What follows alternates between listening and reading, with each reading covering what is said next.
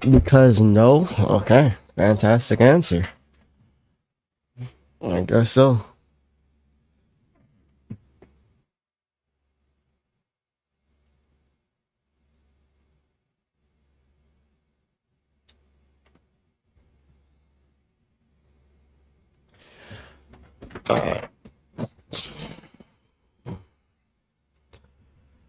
You're everything to me. If anybody wants to request that, feel free. Feel free to request that. Pride and sorrow. You're not personally, but you respect and support them. Amen. I mean, if you want to talk about, or if you want to answer the question actually, then feel free to come up. You want to tell me why you're not?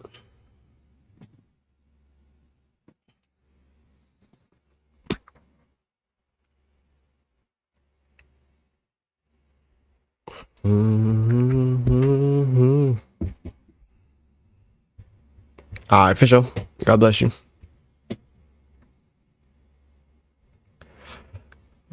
You're everything to me.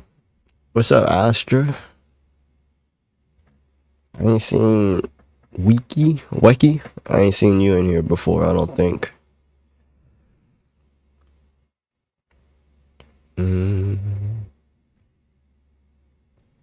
All right, please continue liking the live. I haven't went live in a couple days. Please keep liking the live, share the live. And if you have any questions, or you want to answer the question, you're not a Christian and you want to answer the question, feel free to request that. I appreciate all of you. Thank you so much.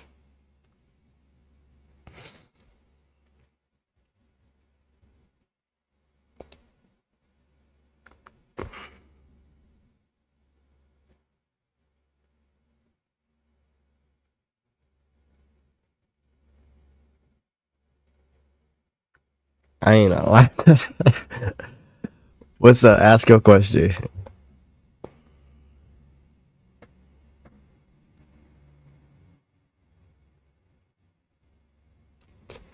What's your question? What's something on your walk with God that you have struggled with the most? I guess lust. Well, no.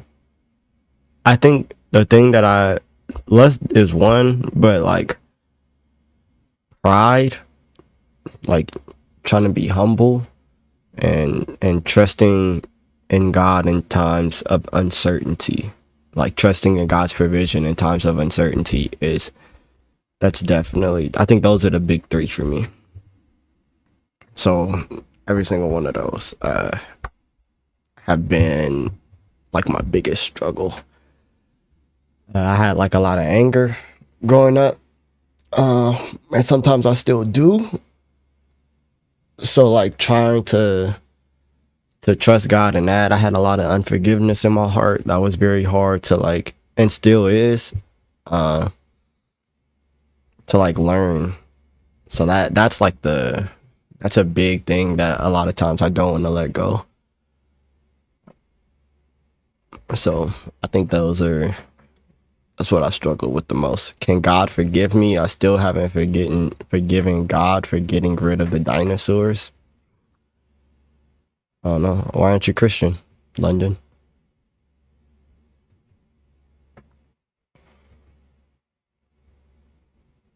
Oh, hello? Yo, can you hear me? Yeah, I can hear you now. What's up? My bad. I think I was out of the app. What's up? One of the things that have been keeping me from reconsidering Christianity / theism in general, but I guess Christianity specifically, is as I started to look back on what I used to believe, I never realized that I perceived hell as a threat. And I realized that was one of the things that both got me away from it as well as keeping me from it. Mm. But I'm open-minded and I'm willing to be convinced that it's not a threat. But yeah, that's just how I perceive it. Yeah, so I mean, the way in which hell is explained by the church, either the Catholic Church or the Orthodox Church, it's going to be like your rejection of the communion with God, pretty much. So it's not, hey, love me or else. It's just the natural consequence of what happens when you reject the good. So like What think do you of it, mean by natural? yeah. So like for example, if I put my hand on a stove, right? It's not a threat that, oh, if you put your hand on the stove it's going to burn you, but if you do so, the natural consequence of that action is going to be that you get burned. So like what Do you mind if happens? I? Yeah, Yeah, go go ahead. ahead, sir. Okay, appreciate it. I often hear that examples such as that, not necessarily the stove thing, but rather like a natural consequence. I guess I don't see that explaining it because when you use the term natural and you use the example of something like heat, where you're just like natural laws, um, that is a result of something occurring that has no mind behind it, no intention behind it. There's no um somebody doing that to me. That's just the natural law. Yeah. In which this case, God making these rules, sending me to hell, that kind of stuff. That's not a natural choice, or that's not a natural occurrence in the sense that that's just how it is. God can't control it. He made it that way, and He's doing it. So I don't see it how that's natural. Yeah, It seems so like there's intent behind it. You know what I'm saying? yeah, no. So like what hell is like it's you experiencing God's love in a torturous way. So, for example, I guess this would be a better example for you. Do you have a wife? No. All right. So, say for instance, you had a girl or whatever, or a guy. I don't know what you into, but you guys are in good relation with one another. So when that person comes and gives you a hug and shows you love, it feels very good, right? Because you guys are in good relationship. And then say for instance, like you do something to where you aren't in good relation, you don't want to be around that person, and they try to give you that exact same love, a hug and a kiss. That same love is going to feel like it's smothering because you no longer desire that thing anymore. So what happens after death is that you are in the presence of God, and your disposition towards God is going to determine what you experience, right? Okay. So either you like the love, right? You've accepted God, you accepted his grace, you like his love, you like God. So when you're in the presence of God, it's a joyous experience for you. Or you've rejected God, you've rejected his grace, you've rejected his mercy, you don't like God. So then when you're in the presence of God, this is a torturous experience for you because you're experiencing his love, but you don't like it. You're Okay, experiencing, yeah.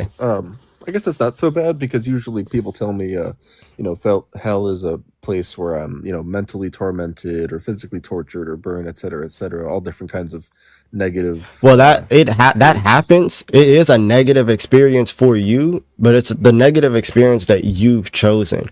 It's not like God Well, actively. just to clarify, so you're not one of the people who says it's a non-physical place where it's just purely separation. You're saying Mm. there is that aspect to it, but I'm also burned and tortured and tormented, etc. Well, so like the torture that you have is knowing that you've like rejected the good, the thing that you've been created for. So I don't get tortured, No, in your that's opinion. no, that's torture. That's what I'm saying. When you're Yeah, experiencing but you know what I mean, like not emotional mental torture. I mean like that, burning and stuff like that. no, so like when what the Bible describes is that God is a refining fire. So like those who accept Christ, right? Like we're made like gold. So when we're put in the fire, it purifies us. And then there's those who reject Christ who are made like chaff. So when they are put in the fire, they burn. It's agony for them. So what will be So like purifying the for lake us? of fire and stuff like that, that's all metaphor. You don't think people are actually physically harmed. No, I'm saying that yes, but we're experiencing the same fire. Your condition is going to determine your experience. So say for instance, if I'm like gold, right, or you're like gold, right, and we're going into the same fire, but I'm like wood, right? When you go into the fire, it purifies you. You become more valuable. You glow, right? When I go into the fire, I burn up and I become ash. But it's based on my disposition towards the fire, who I That's am, okay. pretty I'm much. just trying to clarify that you S- believe that yeah, you hell will. is burning forever.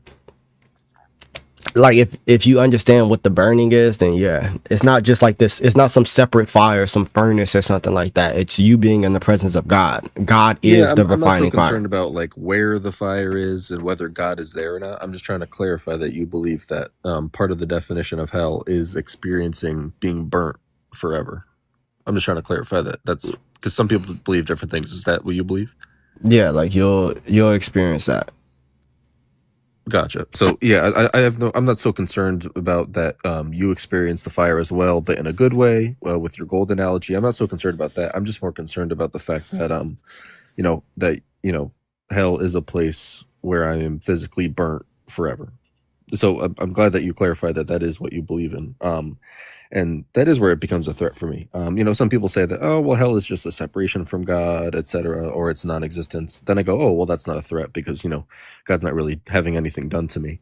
But I have a hard time not seeing it as purely, love me, follow these rules, etc., or one of the punishments will be, I will put you in a place where, or I'll set up a place for you to be burnt forever. No, it's I don't not. see how it's not the It's not case. even that. So it's like say for instance, how old are you by chance? Late 20s. Okay. Do you still live with your parents? No. All right. So say for example, when you were living with your parents, right? Prayerfully, you had good parents, and while you're under their roof, right, they provide for you, they care for you, you're in good relationship with them. Now, if you decided, hey, I don't want to be with you guys anymore, and this is, mind you, they're good parents, but you're like, I don't want to be with you guys anymore, and they tell you, hey, if you walk outside the house, there's a lot of things out there that is very dangerous, and you're Mhm. not going to do well outside the house. Now, if you make that decision to leave the house, right, it's not your parents actively doing something to you. Yeah. This is actually quite similar to the stove analogy. Yeah, but Because that again, in this same way, my parents aren't the one creating the law of heat that heat burns me, and that stoves will burn me if I touch. God bless you They're too. letting me. What was that? I was telling somebody God bless you. Go ahead. Oh, okay. Appreciate it. Yeah, I just don't think that's a great analogy because it's just like the stove one where the parents are telling me, hey, if you don't, follow these rules, whatever, something out there that I'm not in control of and that I didn't set up might happen to you that is totally outside of my will. That is entirely different because God isn't saying there's something that's going to happen to me that I didn't create, that I didn't set up, and I didn't make the rules for, and make the circumstances No, of. so He if did all that. yeah, So so that's not that's a what I'm good saying. So analogy. if you understand, right? If you understand that God is good, right? That God is goodness, right? So, and it gets into a whole lot of metaphysical stuff. If you want to, we could go into it, but it's not necessary, right? So, when you reject said thing, right? When you reject the good, when you've aligned your will away from God, what you experience is, hey, I'm in the presence of good, but I don't like goodness. I don't like my existence. I've chosen negative existence. I've chosen sin, and I'm in the presence of pure existence. That's what you're experiencing. So the only thing about the analogy is that your decisions pretty much dictate your experience. Well, I'm aware of that just because, obviously my stance here is that hell is a threat, and that's the thing I have contention with. What's the I what's the I, well what's oh, even the I'm problem almost with done. a I just threat? want to. I don't I'll understand the finish my problem thought. with a threat.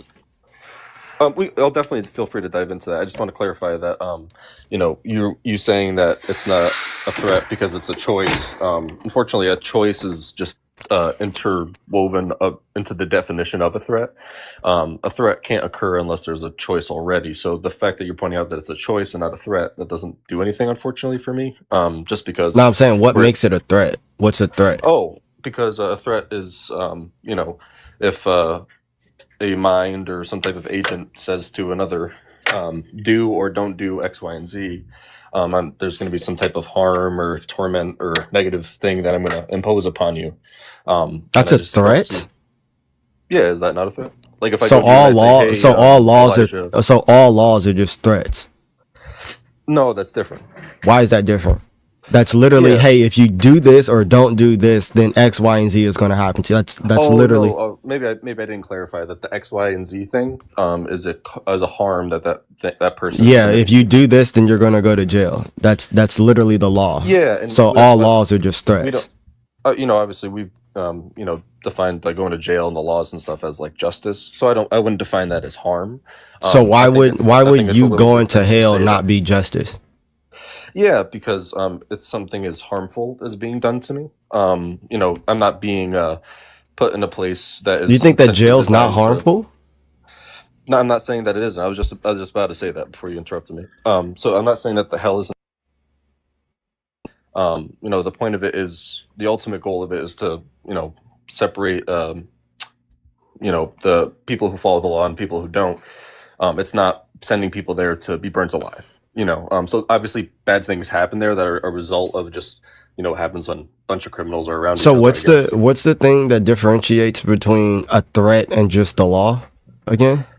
Yeah, the like intentional harm, hurting somebody, killing somebody, that kind of stuff. So So when you're when they telling say, me that hey, if you do this, you're going to get the death penalty. yeah, typically because what that person did was another type of harm. So like if you do a bad whatever, but in this So case, I, so wait, because now let you're me let me get my points out because you just interrupted me quite a bit. well, I'm trying to get an understanding because what it sounds like is your definition of threat is really arbitrary. It's just based on what you feel like is a threat. Yeah, so like I said, if somebody says do or don't do this certain thing, I'm gonna impose some harm upon you. In the example you're using, the law is something that that we're a rule that I'm agreeing upon, not that somebody's um, you know telling me with. And not only that, but the thing that with the law example, I'm already doing something wrong, so then another wrong is or whatever is done to me. That's kind of justice. But in this God example, it's just me simply not believing, even though I'm a good person, and then I'm burnt forever. You see the discrepancy? No, because what you're doing is rejecting the good. If God is goodness itself and you reject him, you reject the good, which by definition means that you're doing evil. So then Right. So like if I just if you receive what's quote unquote bad, then I don't understand how that wouldn't fall under justice under your definition of a threat. I would say it because let's say I did all the sorry, I'm doing some laundry for some noise. Let's say I do all the quote good things or things I'm supposed to do. If I What is a just good thing? whatever you believe is a good thing, the stuff that I should do, like So whatever. following God. I was I was you're interrupting my points quite a bit. What I was going to end Well, with my point was well, you're what I was going to using. end All with right, what I was you going to what I hold was on. going to I'm end with sorry. my I'm sorry. point was You're using term. I want to let you finish, but I'm saying that you're using terms so that when I can understand your entire sentence, I need to understand what you mean by those terms. So then, if you say, okay, if I do all the good things, so I'm trying to clarify, what do you mean by good? Oh, by good, I mean whatever you mean by good. So then I clarify what I mean by good to see if you agree with said thing, right? yeah. So if you, It just happened to be that there was a couple instances in which that was the next thing that I was going to say, but it's okay. Obviously, that happens in conversation. So yeah, just assuming that I do the day to day going through life things that are good with as a Christian, minus the fact that I believe in Him. I'm assuming that you should believe I should be burnt forever, or no? well, I can't speak as to like what's That's why I going to said just your happen to you. opinion. Yeah, just Yeah, your I'm opinion. not saying that. Oh, if you can't like really do good things outside of God. So I don't. If you're using my paradigm, that just like doesn't really make. I don't know what you're talking about. Well, like I mean, it's pretty simple. Like if I just follow the vast majority of the rules of being a Christian, minus the actual believing and practicing part. Then you. So what Christ says is that these are the most two important commandments: love God with all your heart, your soul, and your mind, and love your neighbor as you love yourself. On these two Yeah, commandments hang all the law and the prophet. So I'm if you're aware. I'm aware. okay, I'm so aware if that you're what I was that's what just I'm saying. explaining. So like if you're not doing, I don't know what these other things are. Like if you're not doing that, then what's this other stuff that that's gonna I did everything else. That isn't I'm confused. I'm not really sure what's confusing about it, but I guess I shouldn't get hung up on it. I mean you're saying that if I do all the good things outside of believing and following and loving God, which is that's the good thing that you're supposed to do.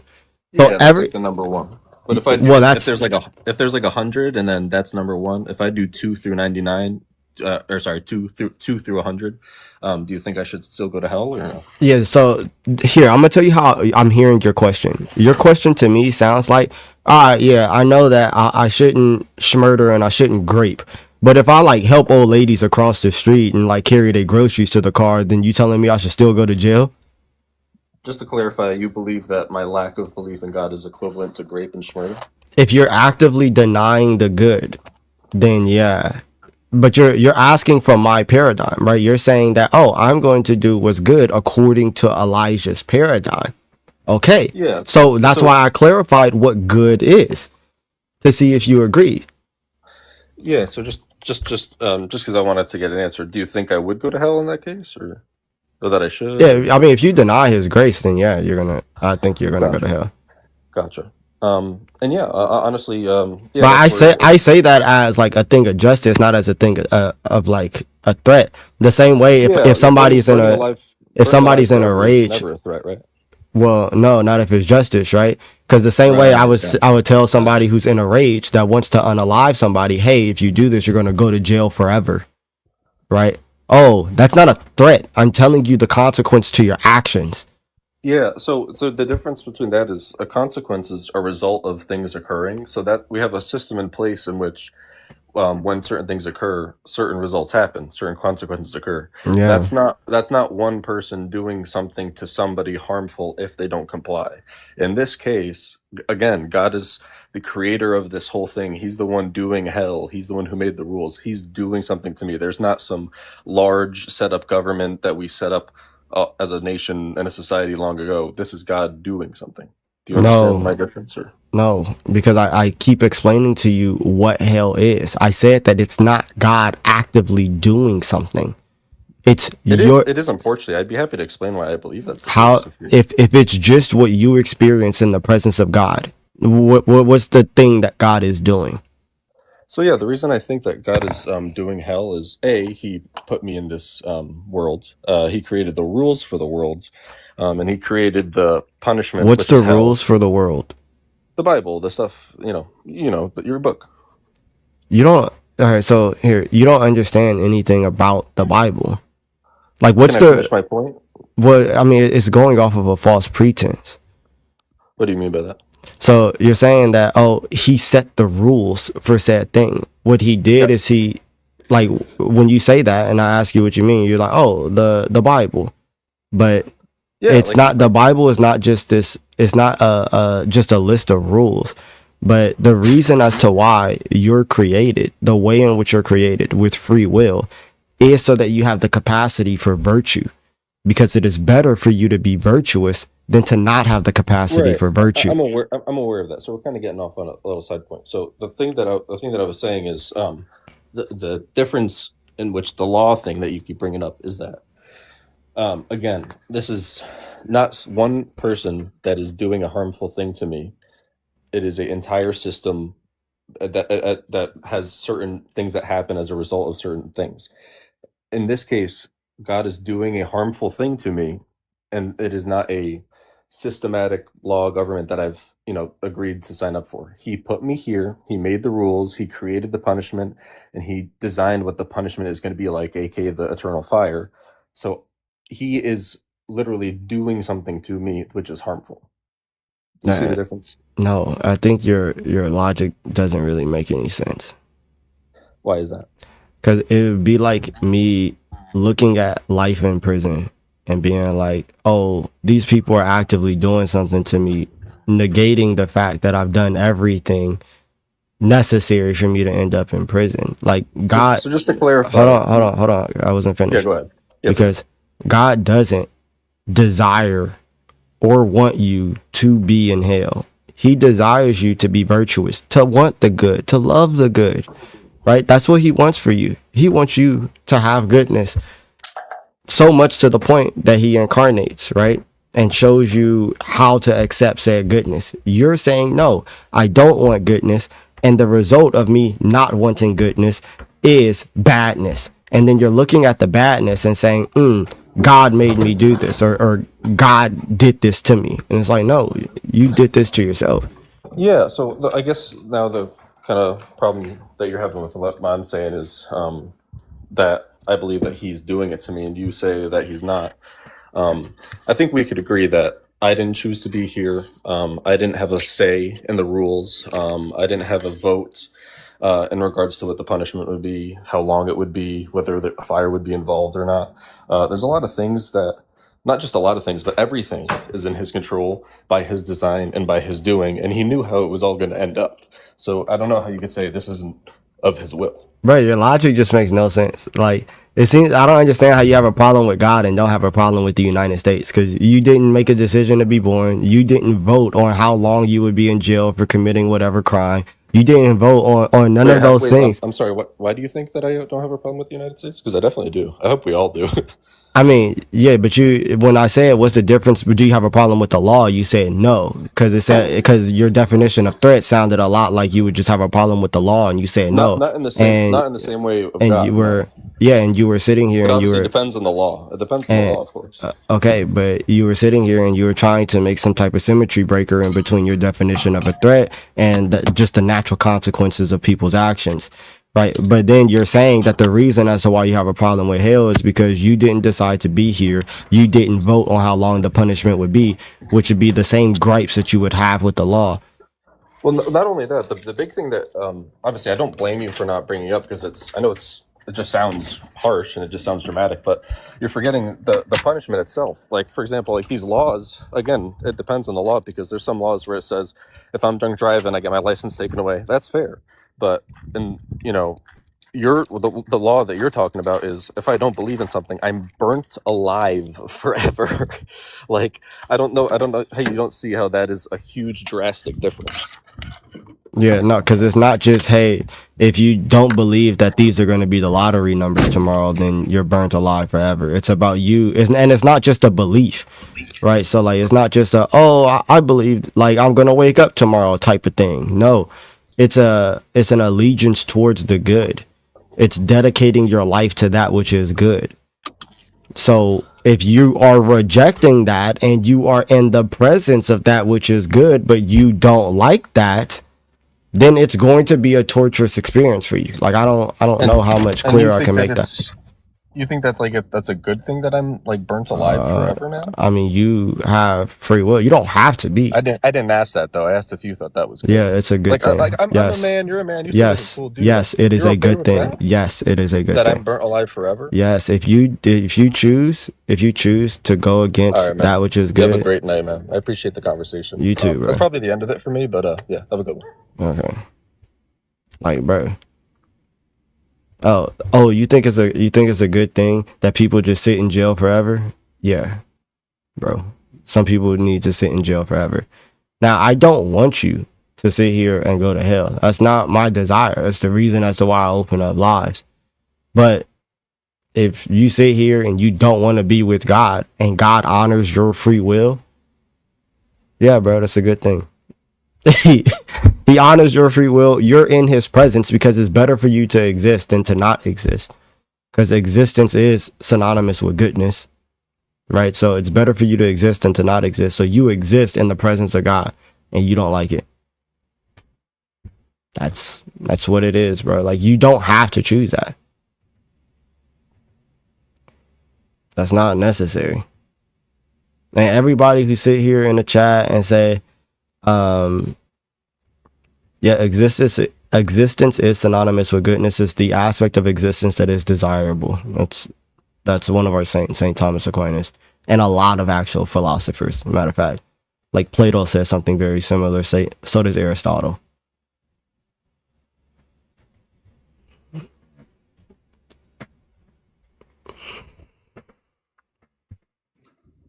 Hello. What's up? What's up? Yeah, so I mean, to piggyback on the last guest, I mean, for me, the biggest problem is the problem of evil, right? Do you believe that God exists? No. Why not? Definitely not. Well, like I just said, the problem of evil, that's the biggest part. The idea that God created everything. I'm assuming you believe all the omni properties, God's all knowing, all powerful, uh, all that's omnipresent everywhere. Hmm.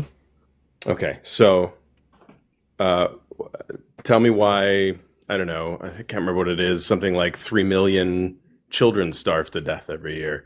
Tell me why there are hundreds of thousands of people who die from earthquakes every year. Malaria has killed more people. I think malaria has killed something like 50 billion people or something like that throughout history. I mean, the starvation is kind of a natural thing, but the other ones are certainly Why would natural this? products. I don't And understand why I'm this. asking you Why would this be? I God don't would allow understand something why. like that to happen. Why would this? Why I don't understand why it would disprove God. One, but two, in Well, God's all regards to good. in regards to your first thing, like why do children starve? That's because of the decisions of humans. Sure, but God's all powerful, right? Yeah, but that doesn't mean that he now wills to overtake our free will. Where do you get that from? Well, he violates free will all the time in the Bible. Where? Oh, he's constantly Show me. unaliving people and No, telling people show me to- where he overtakes someone's free will. Go ahead. I don't have the Bible in front of me. I guess I can't offer you the examples, but So- it definitely happens a lot. Where? He tells people to go Just and give an example. genocide entire cultures and Give it. Just give an example. Okay, the Amalekites. What about him? He ordered the genocide of the Amalekites. How's that taking away someone's free will? They're dead. Yeah. So one, He ordered them to die. That's not the ultimate. That's taking not away free will. No, bro. Taking away No, free will. Being murdered isn't the ultimate of free will. Yeah. No. So you still have a choice, right? Just The because. Amalekites had a choice not to be murdered. Yeah. When I'm in war, do I no longer have a choice? It wasn't a war. It was a weren't war. Yes, it was literally No. a war. No, it was a war 400 years prior when God said that someday they would be punished, and then what he decided to do was 400 No, it wasn't. years If you later- call, so how do you Sorry, I call? was in the middle of my How do you point, call actually. that a war? You started talking right in the middle. How of do the you call? sentence. Just Yeah. wait to the end of the How do you sentence, call? and then How do you start call that a war? talking. No, all right. Well, I'm not gonna. How do you if call you're gonna that a interrupt, war? I'm not gonna stand for that. If you're gonna Okay. interrupt me the entire. This dude. My fault. Hey, can you come back up? I meant to bring somebody else up. Yeah, I will. Let's All go. right, appreciate you.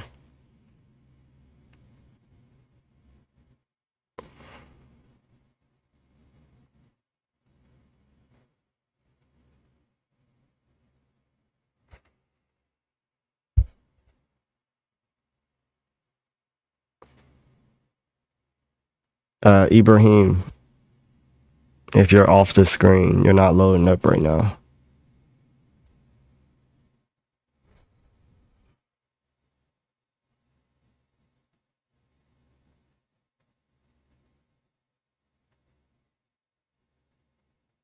Yeah, so for the last guess, he said 400 years ago was a war when Israel had no weapons and they were walking through the desert. That's the war. But then when the Amalekites, who are a full nation, just lose a war, just by definition, that's what the whole 1 Samuel 15 is about. It's literally a war.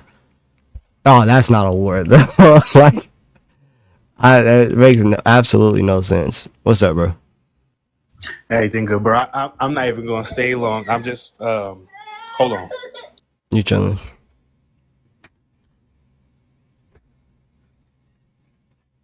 Every day that I do this, though, I understand like why there's gonna be so many people in hell. It's just people just really genuinely not like oh these people were no, like people just genuinely don't like God. Like, Bro, that's the thing. You know what's crazy? The craziest part about this whole thing is, you hear this debate a lot of times, and the go-to argument is, oh, essay of, minors and mass unalivings and all that stuff. And if you really check these folks, bro, they don't care about that happening. they don't Like- care at all, bro. They Like, don't care about that. They don't care about that at all. That stuff is going on right now. They've never helped anybody doing that. Bruh. They've never counseled nobody. They've never sent no money nowhere. It's like, how is that your argument? And that's not even moving you. For yeah, real. Like, they really don't care, bro. Like, bro. So that's all I want to say. But you already know what you're doing. You possessed by the living God, bro. You ain't even got a trip. I just Amen. wanted to say shout out to you. Come through and add that in. It's ridiculous, bro. Appreciate you, bro. God bless you, Yeah, man. man. Bless.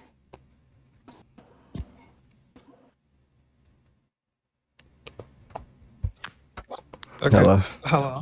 What's up? Yes, it's just, why aren't you a Christian? Well, me personally, it's just because I'm not gonna change myself to please some man in the sky. That doesn't sound like really like a good life. And then plus it's all fear based anyways. Okay. God bless. Mhm. Oh, I don't need that, but thank you.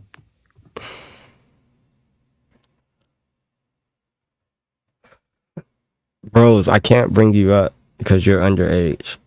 I'm sorry. Hello. Hello? Okay, so I've seen some people commenting. I'm Christian, by the way. I've seen some people commenting saying, if God is all knowing, why he not doing nothing to help the world? But I feel like he is, because he sends people to do things, and they keep forgetting that the devil is here too, and you can't blame God for people's free will when the devil is using those people to do evil. I mean, yeah, I mean, I just pray you don't. If you ever have like real questions in regards to that, feel free to request that. I'm trying to get to as many guests as I can to in a short time period. So I appreciate you coming up, and God bless you for being Christian too. God bless you too.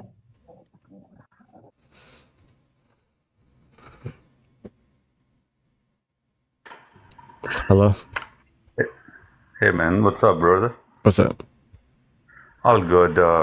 I saw your broad main main thing. Why aren't you Christian? Mm-hmm. Can you host? Can you define Christian so I understand better? Yeah, so Christian is going to be a follower of Christ, believing in the triune God, and dedicating your entire life to said person and God. Then I believe in it. Amen. God bless you then. Yeah, but many Christian hosts believe that in Trinity, which I do not comprehend, understand. Why so? Why you don't understand why Christians don't, some Christians or people who claim to be Christian don't believe in the Trinity? No, no, they believe in Trinity. Oh yeah, I believe in the Trinity. But I was reading the Bible, the host, the other day. Jesus said totally opposite. No, he doesn't. So in Matthew 28:19, he tells us to do what? Please enlighten me. He tells us to get baptized in the name, singular, of the Father and the Son and the Holy Spirit. I see. So Yeah. that word name in the Greek, it means like power, authority, reputation. So there's one power and authority, but then the persons are the Father, the Son, and the Holy Spirit. So Okay. So, host, there's another scripture in the Bible where his disciples or his followers ask him, Jesus Christ, like, you need reference, I will provide it, no problem. Their followers and his believers ask Jesus Christ, give us what is the true salvation? He said, follow the Ten Commandments. What is the way to true salvation? And Jesus Christ replied back, follow the Ten Commandments. So if we go back and look for what verse are you talking about? you want me to come back and give it to you? Yeah, please. No problem. Thank you for having patience. All right, God bless you.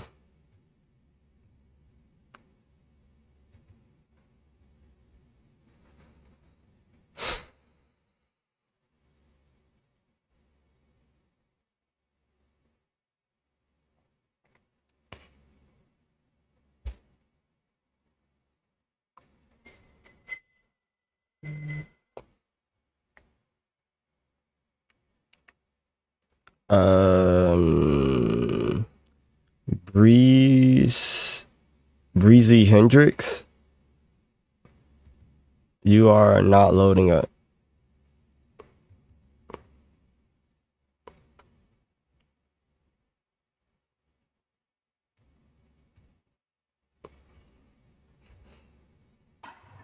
Hello? Abby, Hey, my man, it's in Matthew 19:17. okay. Do you have a Bible by any chance? Yeah. You said Matthew 19:17? Yes, sir. Okay. Oh, my days.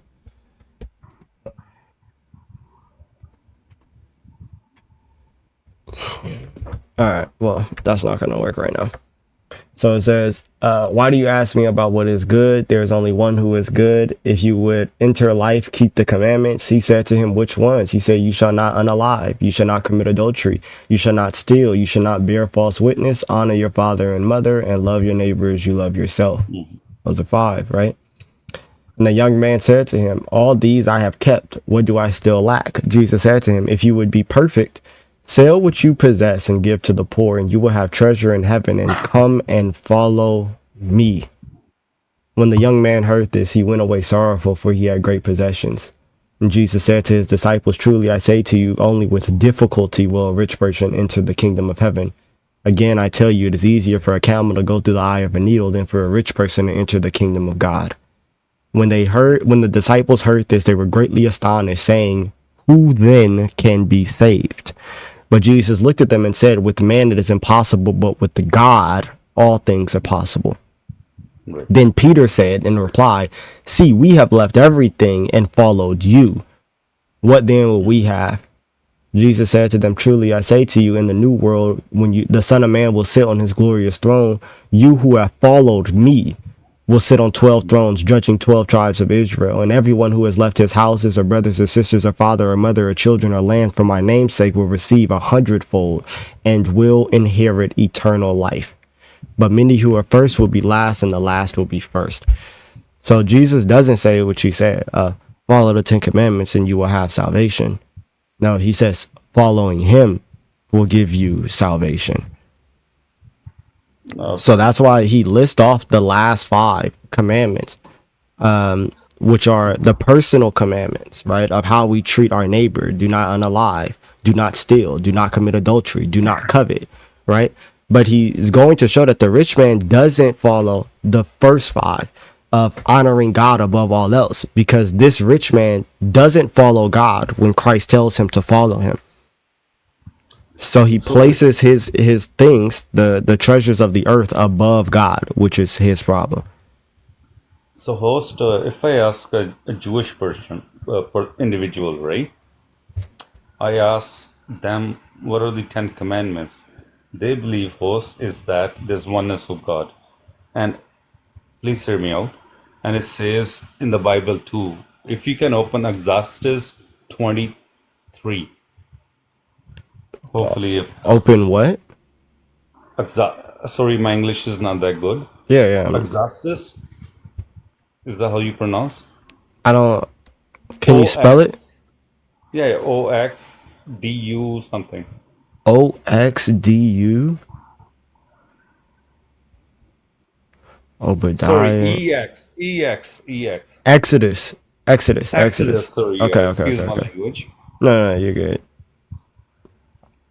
So you want me? I'm gonna restart my computer. But you said Exodus what? 23.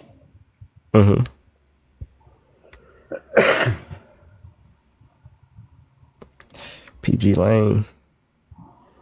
All right. What about it? If you can read it, that will be Exodus 23. What? Like what verse? 20. 20. Behold, I send an angel before you to guard you on your way and to bring you to the place that I have prepared. Pay attention to him and obey his voice. Do not rebel against him, for he will not pardon your transgression, for my name is in him. What about it? Sir, which Bible are you reading from? I'm reading Exodus chapter 23, verse 20. No, which Bible? The ESV. Not King James. No. Uh, my, sorry, then I have nothing else to say. Maybe you continue with others because actually, I do not know how many Bibles there are, There's only one and Bible. There's just different translations. So I don't read Old English. Like I don't speak like Shakespeare. So I don't read the King James. So the King James was written in Old English, which was popular during the time in which King James was published. But now we just use different language. So we use a more modernized English. So they have Bible translations for modern English speakers, not old English speakers. So that's so why with with the King James, there's a lot of arts and thous and thus, right? right. That's Old English. We don't really speak like that. But there's only So one Bible. so in other words, there's so many translation regarding Bible. There's different translations. So like if I speak Spanish, I can read the Bible in Spanish. If I speak German, I can read the Bible Absolutely. in German, right? Those are different translations, but it's the same Bible. The same way I could read, I don't know, Dr. Seuss in like 80 different languages. It's not different Dr. Seuss's, right? It's the same book that was published by Dr. Seuss. It's just translated in the language that I can read. I agree with you on that one. 100% agree with you, host. Like every language, every nation, they speak different language. But what you are speaking is English. You're not speaking Spanish. You're not speaking French. You're not speaking Indian language. You're speaking English. So the King James version was written in English, wasn't it or not? Sorry. I'm sorry not to bother you. This, The King James is written in what's known as Old English. So but you, Old English was popular in like the 16, 17, 1800s, right? Is different from how we speak now. okay, let's say the word thou in modern English, what does it mean? Thou or doubt? No, thou, thou or something like that. Yeah, Thou thou. you shall not commit a sin. Thou ye shall not commit a sin. Yeah. Like what's I'm the giving modern no, I'm giving an example. How thou would you ye trans shall not commit a sin? right.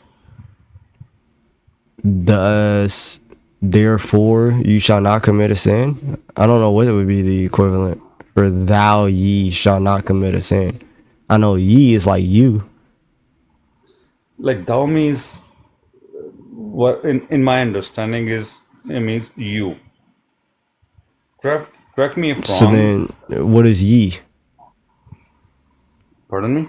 What did you say? Thou ye shall not commit a sin. You. So you're saying you shall not commit a sin? Yes. In Uh, modern English. Modern English. yeah. So you see. Oh, thank you so much, Destiny. So you see how like that like we wouldn't speak like that today. I mean, we don't use that particular word. Like as you said, you are modern individual, right? Yeah. So this isn't a different Bible. That's what I'm saying. It's Absolutely not. So you said it has been translated. I understand it has been translated to Spanish language, French, Indian, Iranian, whatever the languages around the globe. But the meaning should not be changed. What do you think? yeah. The meaning's not changed. I don't think that the meaning is changed. I just asked you Exodus 23. Verse What 20, I have right? read, yes, sir. Okay. What are you reading that's different? It's providing a host is that there's oneness of God, not Trinity. Exodus 23:20. No, 20 semicolon 3. Oh, the first commandment. Yes, sir. Yeah, we don't. Yes, you shall have no gods before me. So what does that mean?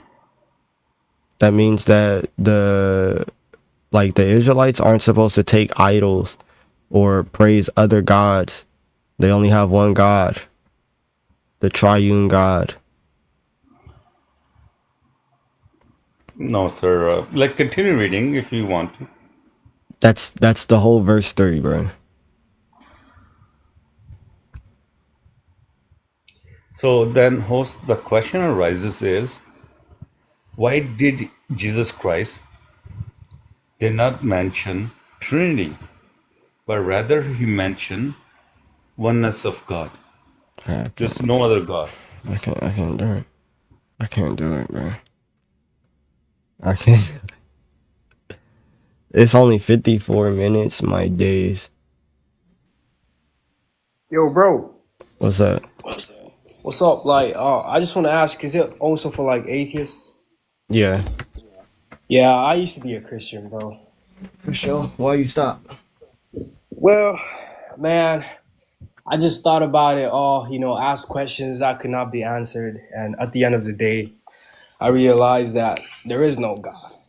Oh, how'd you come to that conclusion? Well, first of all, look at the suffering in the world. Like, it's a lot in the Bible as well. Like, reading a lot of uncomfortable stuff that just does not make sense at all. What doesn't make sense? Well, for example, like the killings of God, like, God killing people in the Bible, and, it's just so many stuff. Well, here, how about this? How about you ask whatever question you want, and I'll do my best to answer that question. All right, If let me you if think. you want me to if you want me to show you that God exists, we could do that. If you want me to explain the things in the Bible, we could do that. Whatever questions you want, I'll try to give an answer. All right, no worries, no worries. Let me just think about a question to ask. Well, I'd say let's talk about Egypt. Okay. The first bones that were like killed for no reason. For no reason. Yeah, like for no reason, straight up. They were just murdered by God for some reason, like Yeah, it was a reason. reason to kill babies. Well, the firstborn doesn't necessarily mean baby. I'm a firstborn. Well, obviously, let's be honest. Out of all those that were, killed that day, let's say a million, right? There were a million Egyptians. I'd say about 300,000 would be children. I don't. Yeah, I don't know that, but I don't know where you even get those numbers from. I'm just like giving a hypothetical, and just an estimation. I don't know how many there were, but like, what did the people do to deserve that? I mean, Moses was the firstborn. He was like 80 And why didn't bro die? because he did what God told him to do, where he sacrificed a lamb, put the blood on the doorpost so the angel of death would pass over. What did the Egyptians? Somebody's asking, what did the Egyptians do first? So if you remember, when Moses was born, the Pharaoh said, hey, we should go and kill every single Israelite boy that is born right now. So that's what was going on. So after all of these chances where God gives Egypt as a whole the chance to repent, one of the last things that happens to them is the justice from their act of unaliving Israel's firstborn, or Israel's sons, not just firstborn, but Israel's sons. So it's not just no reason. And it's not that God just did it out the blue. He told them what was going to happen, right? He gives them the chance to repent. They decide not to repent. And then these things happen. And this happened like 8 times before the plague of death comes, or 9 times before the plague of death comes. So the Pharaoh has 9 times to say, all right, I'm sorry. I'll follow you 9 times. And he keeps choosing. Nah, I'm not doing it. So I think, then justice comes for what he did. yeah, he actually, well, I think it says that the guy's heart was made hard, something like that. Like he made his heart hard. So that means that Yeah, like like, he strengthened his will against God. That's what it means. Like that word in the Hebrew, it means to strengthen. That's what it means. So it doesn't mean that like he doesn't have free will or anything, but it means that like he strengthened his heart. So wherever his heart was, like he had strength in that. So like if he was rejecting God, he like made himself stronger in his rejection towards God. He didn't allow the things that he was seeing to sway his opinion in his rejection towards God. well, I get I get what you're saying. I get the argument, and it does make sense. So, like, let me go to a different thing. Let me Hmm. ask a different thing. Because, like, obviously, it's not just that. It's like so much. Okay, let's talk about Jesus Christ. Let's You talk know, about him. I'm not saying he's not good, but when Jesus came, obviously there was slavery in that time, right? Hmm. Bro did not say anything about slavery. He was just like quiet. He didn't say anything against it. Didn't say stop it. It was just like it like never existed to him. Yeah, I mean, what was the purpose of Jesus coming? I thought he was like a great guy who was supposed to stop injustice and like just do good things. No, so the purpose of if his whole purpose was to like stop injustice on his first coming, he would have done that. That wasn't the purpose of it. Right. If you're talking about like stopping the injustice, namely that human beings were dying because of the deception of the serpent, then yeah, that was his purpose. But like trying to fix all the physical things that was going on here, that was not Jesus' purpose.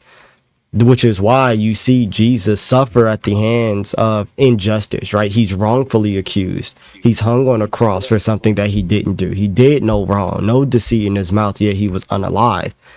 He didn't come to sit here and get rid of all injustice, like in regards to what humans do, but to reconcile us back unto God. That was the reason for his coming, to show us how to live proper lives, even in the face of oppression and injustice. So basically, oh yeah, yeah. I know that he died for sins. That's what at least Christians believe, right? But like, let's be honest, man. If we go back to the beginning, right? Genesis, Okay. isn't it Adam and Eve? They eat the apple or whatever it was. Like they didn't know what good and evil was, right? Before that, No, prior to they that. they did.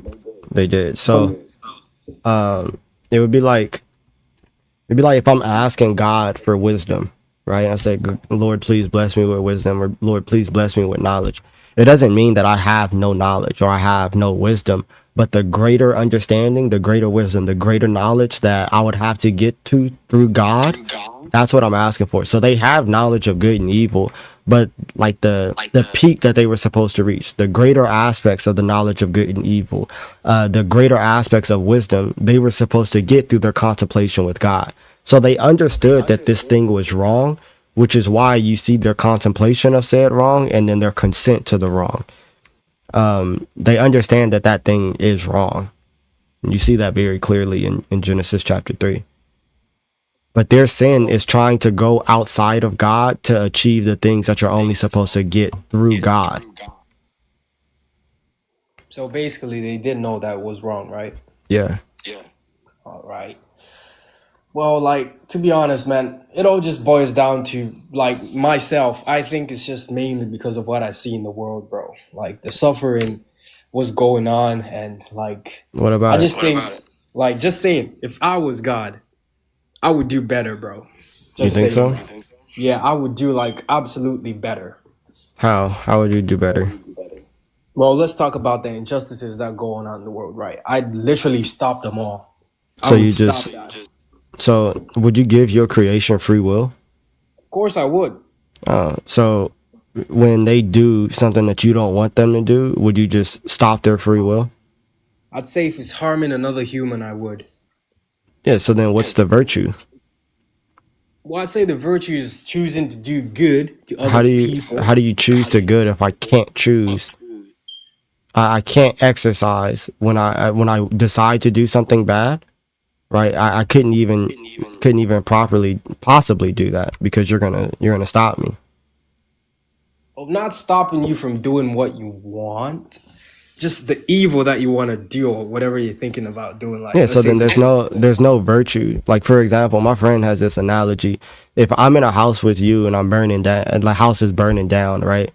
So yeah, like you're sitting there and you're trying to get all these kids together that's in the house that's burning down in order to try to like get out the house. I'm scared for my own life. I don't care nothing about y'all. I kick the door down, right? And I run out to save myself, right? You, as a virtue of me kicking the door down to save myself, also run out. Now, I didn't really, or did I do a virtuous act? Like, did I save your life or did I just yeah, save myself? you did save all of us. Did I mean to save all of you? Nah, you did it for selfish reasons. Exactly. So that's not actually virtuous, right? Like I'm not doing actually anything good where I'm like sacrificing anything or trying to do something for others. I'm only doing something for myself, right? So the virtue is in actually having the ability to do good, right? To do good actions. And by the ability to do good actions, it means that I reject the selfish desires. Now, I could act on these selfish desires to just save myself, right? But I don't act on those selfish desires. Nothing is impeding me from acting on those selfish desires, right? But I don't out of the goodness of my heart. That's virtue. Um, that's like the true virtue, right? So, would you get in the way of human beings actually being virtuous?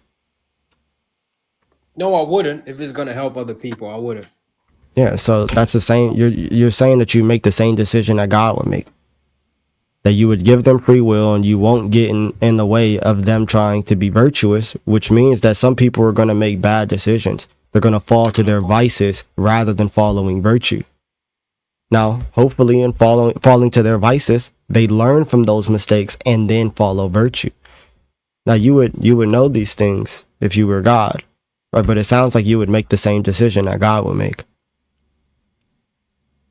Well, most likely, yeah, most likely. Well, so like, what happens if I don't like come back to Christianity? Like, isn't it hell for me, right? I'm guessing.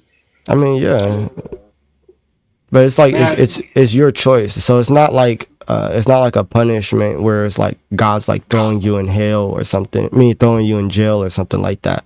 But it's you not liking God, not wanting to be in His presence. But when you die, you're going to be in His presence. So what you don't like, you're going to be experiencing pretty much. You don't like God, you're going to be experiencing God. That's pretty much hell. man, I've always thought about it, bro. I think, to be honest, like at the stage where I used to believe in Christ, like honestly, no cap. I used to believe in like Jesus dying for my sins, him being God and everything. So what's But stopping you now? Because the thing of suffering can't be a problem. Because I mean, we just admitted I would make the same decision as you. You would make the same decision as God. Like I would let human beings live out their virtue, even if that means that some people fall to their vices. Prayerfully, they end up following virtue. So what's the problem? What's stopping you right now? man, I just think it's all rigged, like, cause like he knew Adam and Eve would eat the fruit, right? And Hmm. he knew what. Obviously, he didn't force them to do it, right? Right. But he knew that they're gonna eat the fruit. He knew that there would come suffering in the world. Basically, it's like me saying, obviously, maybe this analogy is like bad, but it's like me knowing my friend is gonna, let's say I'm with my with a friend, and my friend's gonna like do something bad, and I'm like, you got free will. I'm just gonna watch you jump into the fire. I ain't gonna do stuff. I'm just gonna watch you. Like, I think that's how God is. Like, if God does exist, He Hmm. doesn't care. He's just And I think that Christianity teaches the exact opposite. So like for another analogy, I was watching I was watching my niece, right? Yeah. And like she got free will, right? So she was on the bed and she was sitting there, she was playing too much. I said, hey, if you keep jumping, you'll mess around, you'll fall off the bed. Right. I allowed her to keep jumping, knowing exactly what was gonna happen. She was gonna jump on the pillow, she was gonna lose her balance, and she was gonna fall off the bed. Now when that happened, I was there to catch her. Right. And that's essentially what Christ does, is that he knows what's going to happen. Hey, you're going to do this thing where you're going to jump on the pillow, you're going to fall off the bed, and you're going to be doomed to your destruction. That's the death. That's us eating of the fruit and denying God. Right. But he incarnates, he catches us. So he allows us to learn our lesson through misapplying our free will to choose what is bad. Right. And instead, he catches us and saves us from our decisions. Right, and then shows us the proper way in which to live, and that he really shows us that he cares, because he doesn't just do the bare minimum. He could have done anything. He could have took on flesh, felt the heat of the sun, or starved for a day or whatever, and that would have been enough to save us. But he doesn't do that. He doesn't do the bare minimum. Instead, he gives everything, which is his life. He shows how much we matter to him, how much he cares for us. And he defeats death because no one was able to do it but him. He raises from the dead as proof for us that he actually cares and that death has been defeated, and we can dedicate our entire life to him because we know in him there is no death. So now all we need to do is follow him. He saved us. This is the one God out of all the religions that cares so much that he himself comes and joins us to our suffering, sanctifies our suffering, and teaches us how to live in the midst of suffering. Well, I do get what you're saying, but like, I'm not even trying to sound disrespectful. That's cool. From my point, the way I see it is, I see this thing, this God, right? Yep. He basically knows we're gonna, sin, and obviously you've explained. And Adam and Eve, they sin, death comes into the world, it goes on and goes on, and then, he's seeing suffering going on, like it's just going on and going on for 1,000 years, and then he's just like, you know what? It's about time I just, intervene. I'm not trying to sound disrespectful. No, that's not. I'm just saying that's not how it happened. That's funny though. That's not. I'm just trying to say how I see it. Like, yeah. And that's how I see it now. I was a Christian, but that's how I see it now. After 1,000 years, bro's like, you know what? I might as well just go check them out. Nah. So here, look, I'll show you. Yeah. Man, that's how I see it, bro. So you go to Genesis 3, right? The fall, when Adam and Eve eat of the tree, you'll see that God gives this promise immediately. So this is what God says to the serpent, right? And the serpent is cursed, and he says, I will put enmity between you and the woman, between your offspring and her offspring, and he shall bruise your head and you shall bruise his heel. Now, this is a prophecy of Christ. This is literally right after the fall.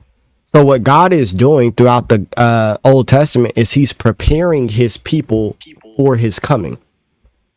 So when you get like Cain and Abel, right? We're following a very specific line of people, namely the people of Adam, then the people of Seth, so that we will know when God comes in the flesh. So he's paving the way so that we're able to understand, we're able to follow, we're in the right place to actually accept Christ when he comes. He's not just like, all right, now let me intervene. No. So now when people come up, right? And they're like, oh, how do you know that Jesus is God? Bro, I have all these scriptures, right, of what he prophesied over all of these years. So it's so much evidence now that, 1,000 years before Christ, Isaiah said that a child is born, a son is given, and his name will be Mighty God. Oh, how do we know that Christ is the Messiah? Oh, well, the prophet says that, he's going to be born of a virgin, right? And this son that she bears is going to be God with us. So he's making sure that everything is in place so that when he comes, there doesn't need to be any doubt. and we will have the firm ground to stand on because all of this history backs up what happened at the crucifixion and resurrection. Yeah, I see what you're saying. I see what you're saying. I do see what you're saying. Okay, but like a genuine question, bro. Do you think maybe, like maybe, just maybe, God's gonna understand why I do not believe in him? Like if he exists, that's if he exists. You Well, I know, mean, like if you want, we could run an argument for the existence of God. Like God definitely exists. I could tell you that. But do I think that he will understand? God knows your heart, right? Like he knows your heart. Now, it doesn't seem like throughout this conversation that as of right now, you have really good reason to reject him. What do you lose? For real. Well, you follow Christ, you live the best life possible because you dedicate your life to him. Like that's what? Pascal's wage, right? Yeah, like what do you lose in following him? Like what's your reason now as to not following him? I just say, man, like it's just I've thought about it like very much, and obviously, you might have answers to some questions and to some things that I'm asking, because like obviously we don't have the whole day. I could go on and on and on. Mhm. But like, to be honest, man, if God does exist, and obviously I want to hear your arguments, but if there's a God, man, and I stand before him, man, I'm gonna take my chances. Like if I'm gonna go burn in hell, I'm gonna take my chances, bro. Like Why? I I'm confused. It's because I just think he doesn't care, man. He really doesn't care. If he does exist, he's just random. He doesn't care. What evidence do you have that he doesn't care?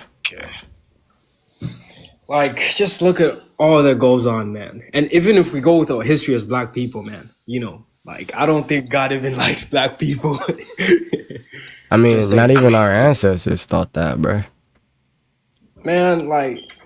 Come on, think about it, bro. Like, not that I hold on to history. Like, nobody cares about history anymore. But like, if we read our history or we see where we're from, like, the way it goes, man, I think God just didn't care about us. He was just like, what, leave them alone. Like, who cares? Yeah, I don't even think that history shows that. Like, or are you American? Yeah, I was born in America, but I wasn't raised there. Okay, yeah, like in regards to like slavery and stuff, the reason, like, bro, they called Harriet Tubman Moses, Yeah, I know about Harriet Tubman. Yeah, but I'm saying like they called her Moses. Like yeah, like these people leaned on the Bible in their fight for freedom. And they say that she was directly guided by God. And she's not the only person that's talked about like that. Like, I really well, think that. Harriet Tubman used to have like these things called spells, right? Where she would like fall into like a sleep. And what she would say is that God would guide her the way to freedom. Yeah, I really think that she was Like, just coping. You know, she was just coping. hoping. Do you know how many Yeah, people she led to freedom? much respect. Yeah, she did lead a lot of people to freedom. And we adore her and respect her for that. But like, if we go with her saying it was God, I think it was just she was coping, bro. She had maps. She knew everything. She was smart, like dead Maps, ass. bro. She was a slave. I think she was just smart, bro. Like naturally smart. Einstein type shit like that. I mean, look, bro. I Yeah. think here. So continue asking questions. Continue looking into the reality of like or the evidence for Christianity, bro. Yeah. Just because there's really, really good evidence for Christianity. It's not like people just believing in it just because. It's historical evidence that backs it up. It's logical and philosophical arguments that backs it up. Like it's not just no reason. So look into it, bro, and come back. All right, man. No worries, man. I appreciate it though. All right, bro. God bless, man. Thanks, bro.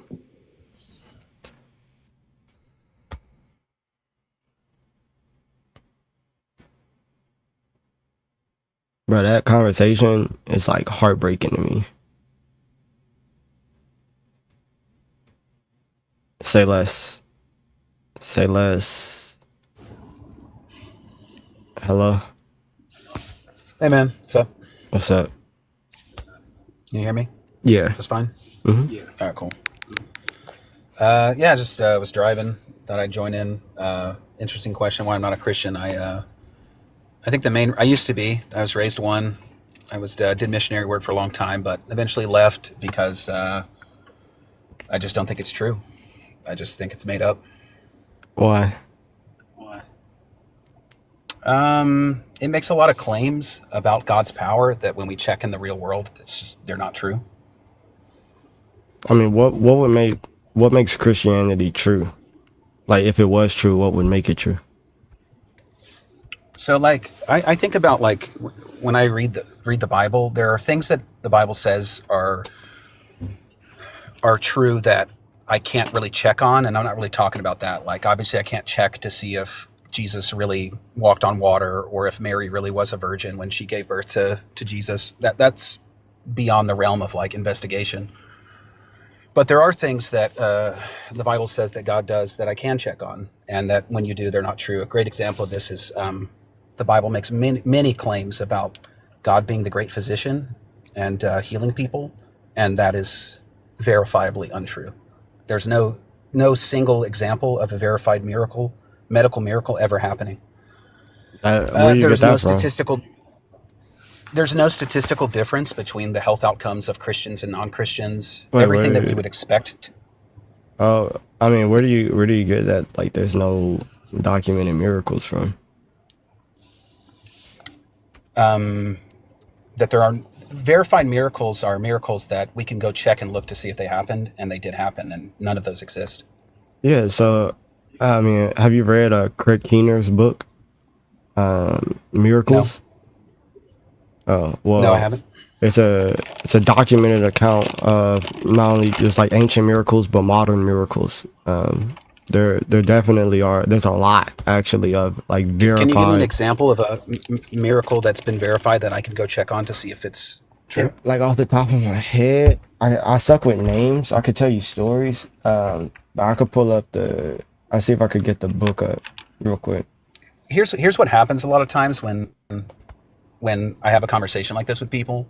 They bring up a story that someone says, and then they say, "You see, there it is," and it's like, well, yeah, those stories exist in all religions, and false ones included. So No, I'm talking about just be the story. No, like I mean, well, it's not just so like a modern one. I can't remember the person's name, but this person got into a car accident, had to get their intestines taken out. And I'm gonna email this book to myself real quick. But yeah, they had to get the intestines taken out, and their friend from Brazil is like, "Hey, can you come?" He ends up going to Brazil, prays over that person. This dude's intestines grew back. This is verified by the doctor who took his intestines out. Obviously, the person who it happened to, and like the nurses as well. There's plenty of stories like this, though. Let me email this book so I can pull it Yeah, up. stories. I mean, like, No, so I'll give you a great example. When we go into church and you ask and you listen to people pray, the things they pray for are always going to be things that might happen anyway. You'll hear people saying like, "Oh God, please help this cancer go into remission," because that's something that happens naturally anyway. You will never hear anybody say, "God, please regrow this girl's limb that she lost in a car accident," because nothing like that ever happens. well, So even no, Christians I've basically seen understand I've that seen God doesn't stuff. do. Yeah, You've seen limbs regrow? I've seen people who've been paralyzed walk. But Yeah, so that's what's the name? definitely never happened. There's no not documented case of a paralyzed person walking after being prayed for. It does not happen. Yeah, yes, it does, bro. Like, No, it doesn't. It literally doesn't. Go ahead, show me the one. Give me a case of a where somebody's spine was broken, totally. They were quadriplegic, and then they were prayed over and they started walking. It does not occur. It's a lie from the Bible. wait, bro, I don't know why you're laughing. this doesn't because It's we're like not even talking about the Bible. We're We are. The Bible says that God's the great physician. He's not. He doesn't do anything. Prayer is powerless. Statistically, what I'm saying is true. yeah, no, it's statistically that's not even true. There's Yes, it is. no, it's not, bro. There's literally Back when universities, let me give you a great example of this. Back when universities used to be Christian run, we're talking like 300, 400 years ago when the scientific method was first being developed, a lot of theologians were really excited about this new development of the scientific method because they're like, look, we can now use this to prove that Christian prayer has unique effects that like non-Christian prayer doesn't. And they started putting prayer to the test. You can see all kinds of studies done by like early scientists. Isaac Newton did some of these where they tested prayer, they tested these sorts of things over and over again. The statistical analysis showed literally zero results. People who are prayed for don't have better medical outcomes than people who are not prayed for. There is no difference even in modern medicine. People still do these kind of studies. There's no difference in atheist cancer remission rates versus Christians, people who are prayed for versus people who are not prayed for. The promises that God says that we can check on, that God's the great physician, that God answers prayers, when we check to see, are never true. That's a fact. did you like lose somebody close to you or something? No. All right, so here, if you Yeah, people in the if you comments talk come about to prayers can't be studied precisely because they're fake, no, there's because no they don't have power. yeah, that doesn't follow at all. It does. If false hey. religions also have non-working prayers that the people Okay. pretend work, right? Here, Like Hindus talk about how much their prayers work. You and I both know that's not true, right? But they think it works because they're under delusion of their false religion. yeah, we're not. You're just talking about whether or not like people are healed like miraculously. That's right. Yeah, because that's an example of the Bible saying something's going to happen that doesn't ever happen. Yeah, so you could come to his book, right? It's literally called Miracles. It's by Craig Keener. In part 3, section 12, or section 11 as well, you have the supernatural claims in the recent West, and you have like all of his sources, and then specifically with blindness and ability to walk, death, and nature. He goes through a lot of things. One of it starts out with like you could come down here to like the healing of blindness in Africa, and it goes through like you could go and check all of these sources, whatever. Like I'm not gonna read the entire book for you, but it actually is a pretty good read, and this is a scholarly source. When I was in mission work, I did a lot of ministry in India. I lived there for a few years. The stories of Hindu healings are so, like, they abound so much. That's actually one of the reasons I started to lose my faith, because I was like, oh, people will believe that these things happen. I know what these miracle claims are going to back up to. They're just going to back up to somebody saying it happened. That's how they always go to. It's the same thing with biblical claims. Like, people think that Bible is evidence, but it's just more. It's just words. And you came up here and you said that you were a Christian and you did mission work, but that's just what you're saying, bro. Those are just people's words. There's like no real evidence that it happened. The difference is that through inductive reasoning, there's reason to believe that people do mission work, and so it's easy to say, well, then maybe that's true. Well, just because something is easy doesn't mean that it's true. Verified, you can't believe that. I'm literally True, giving but if you. someone- Hold on, wait. I'm if the literally least giving you trustworthy- I'm giving you a source of verified miracles right now. Verified how? Through testimony? Through You can eyewitness testimony? bro. No, It's that's not verification. doctors' reports, all of it. What do you expect a miracle to happen again and again and again? It's the reason as to why it's called a miracle. Yeah, dude, I expect God to be here and present. If the God you believed in were real, everyone would know it. Instead, he's powerless. What's and does the nothing. argument for It's that? the What's same the as if he argument for didn't that? exist. What's the argument for that? What's the argument for what? That if God were real, then everyone would know it. Because the powers that he claims to have would be so blatantly obvious that everybody would come to the Christian church for any kind of healing. Who says People that? would pray to the Christian God because Where do you get that it from? would be powerful. Like, you would. Have you ever had like a medical like problem that was like severe? Yeah. Do you know what people would do to like solve that? They'll do anything. They'll try anything. And if there was something actually out there that worked, people Bro, would try it. I just need. That's why we in know all prayer honesty, doesn't work. bro, I really need the argument. The argument is that the Bible says things are happening in the real world that do not happen. Like God's what? not the great physician. It doesn't happen. Like what? I just said I'm it. giving you I'm giving you examples of where it's happened. I've seen it personally as well. So Yeah, I mean, your eyewitness testimony, if I give you any credence, I have to give it to the Hindu as well. You understand that? do. But that would just Yeah, go okay, well against then your. that means Hinduism is true as well, and that Shiva I'm is not actually saying healing that. people as well. No, I'm not saying that miracles prove a specific religion. It would just prove the existence of God. Well, yeah, but it would prove that because the Bible claims that Christians get special access to, like, people who pray in faith to the real God get special access. But again, statistically, there is no difference in medical outcomes between any of the faiths or non-faiths. But where? So Here, what's the study that you're citing? It's the ones from, like, hold on, man. If I get off my phone or if I go check on my phone, I'm driving, dude. I can't, like, look it up. But there's just no statistical difference. If there Here, is a just statistical difference, you can do show you know me. who put it together or what the title was? It was a book I read, like, on the issue of miracles. It was a while back. Who? It's That's just what the it was same thing, called. right? It's the same thing that we don't have any reason to believe that miracles existed. I'd have to look it up, dude. Well, you get that paper and you could come back then, because you haven't provided any All right, then. evidence for any of your claims.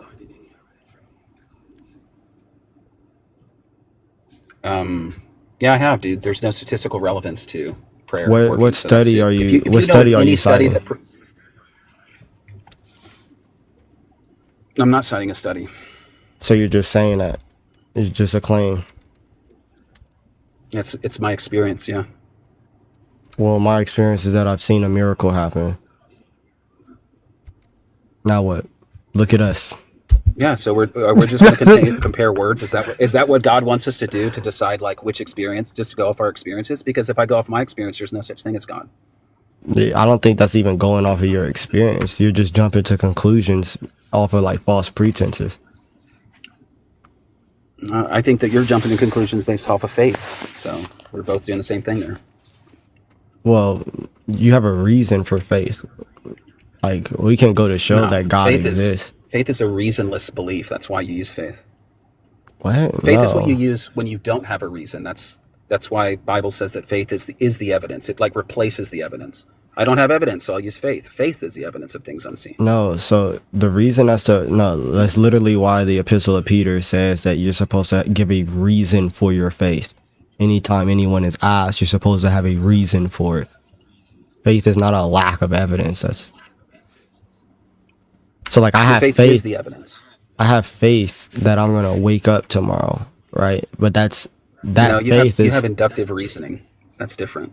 no. You have faith because you can't be sure, right? That's But not you what have faith is. That's inductive reasoning. yeah. So, like, Faith I is when you know. don't have previous experiences. Where do you get that from? Inductive reasoning is whenever you have experiences. Like, when I start my car, 99.9% of the time that I turn the ignition switch, it turns on. So I have a previous set of experiences to base my prediction that the next time that I turn the ignition, that it's going to turn on. That's inductive reasoning. Faith is when you don't have a previous experience of something and then you believe it anyway. Right. Do So, you like, have a previous? if you ask a Muslim, like, did Muhammad split the moon in two when the doubter questioned him? He would say yes. You say, well, how do you know? It's like, well, I have my faith. So faith, there's no reason to believe that Muhammad Yeah, split no, the moon in there's two, a but faith there would confirms be it. there would be a reason to believe that. If the Quran were true, then there would be reason to believe said thing. The Quran is where you get the claim. So you can't You have the don't even claim get that and the claim in proof be in you the same don't get that source. claim in the Quran. Whatever, you get it from Muhammad. Muhammad is that you can't be the claimant and the prover of the claim. That doesn't make sense. It has to be No. verified separately. So we can reason that God exists. I can reason that God is Jesus, the one who died and rose again historically, right? So I can have faith in the things that he says. I have a reason for my belief. All right, what's the reason that you believe that Jesus is God, such that if you didn't have that reason, you wouldn't believe that he was God? The historical evidence for the resurrection, the continued miracles in his name as well, the fulfillment of prophecy. So if you didn't have the Bible, you wouldn't believe Jesus was God? No, you don't need the Bible to prove that Jesus is God necessarily. People believe that Jesus was God and they didn't have the Bible. Okay, so what's the reason that you, if you lost it, would lose your belief that he's God? If I lost the Bible? No, what's the reason that if you lost that reason, you'd also lose your belief? If Jesus didn't rise from the dead. All right. How do you know he rose from the dead? The historical evidence for the resurrection. What's the historical evidence that if you didn't have, you would no longer believe that he rose from the dead? I mean, I think we could just go off the minimal facts. What does that mean? So there's a argument called the minimal facts argument, which just takes what damn near all scholars agree on regarding Christ. So the first is that he died by crucifixion under Pontius Pilate. His disciples firmly believed to have seen him risen from the dead. His enemies firmly believed to see him risen from the dead, and the tomb is empty. I think the only thing that best accounts for all of these facts is that the resurrection happened. Where do you get evidence for an empty tomb? Where's that from? Yeah, so the crucifixion, his death, and him being taken off of the tomb is, taken off of the crucifixion is detailed in some of the earlier sources that we have.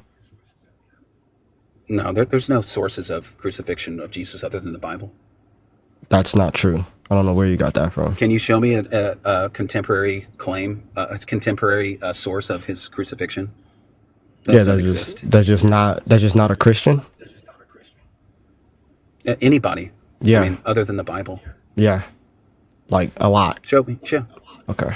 No, there's not. Okay. There isn't a single historical example of or claim about Jesus and being crucified other than the Bible. That's not true, dude. Okay. Well, here's Josephus. Josephus did not talk about him dying on the cross. That's not true. Really? Yeah. Okay. So here's his quote. So tell me if he's talking about it or not. All right. Do you read Greek? No. Okay, so we'll read it in English then. And in this time there was a certain Jesus, a wise man, if one ought to call him a man, for he was a doer of incredible deeds, a teacher who received truisms with pleasure, and he bought over from among the Jews and many from among the Greeks. He was thought to be the Christ. And when Pilate had condemned him to the cross at the accusation of the first men among us, those who were first devoted to him did not cease to be so. For on the third day it seemed to them that he was alive again, given that the divine prophets had spoken of such things and thousands of wonderful things about him. And up till now, the tribe of Christians who were named from him has not disappeared.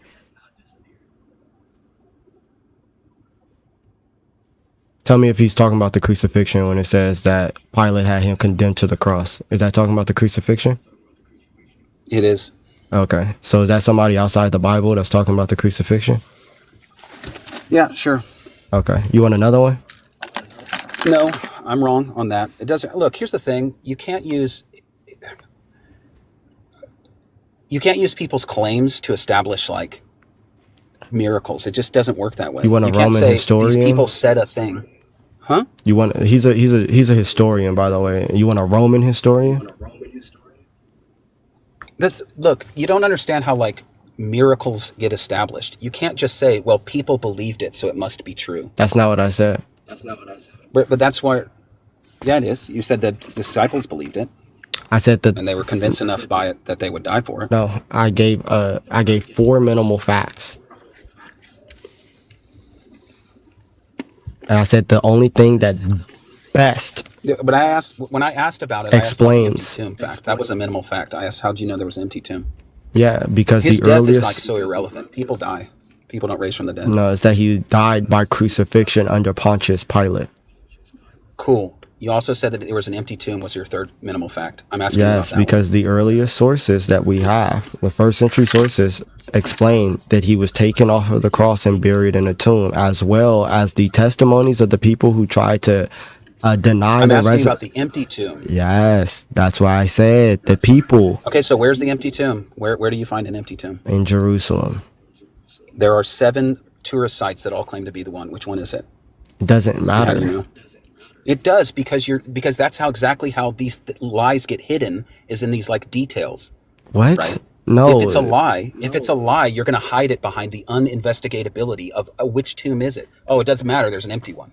Like no, anybody can find an empty what? hole and be like, "Oh, Jesus rose from this one." And in fact, No, 7 no, people have done that in the tourist no, sites in no, Jerusalem. Which one is no. the right So, one? yeah, no. So, all you would need is that Christ was buried in a tomb, and the tomb, or the testimony that the tomb being empty, and people are claiming to have seen this dude risen from the dead to the point that they die for said thing. Right? That's Yeah, what people die you. for lies all the time. That doesn't matter. Yeah, that's People are confused. yeah, and that's cool, right?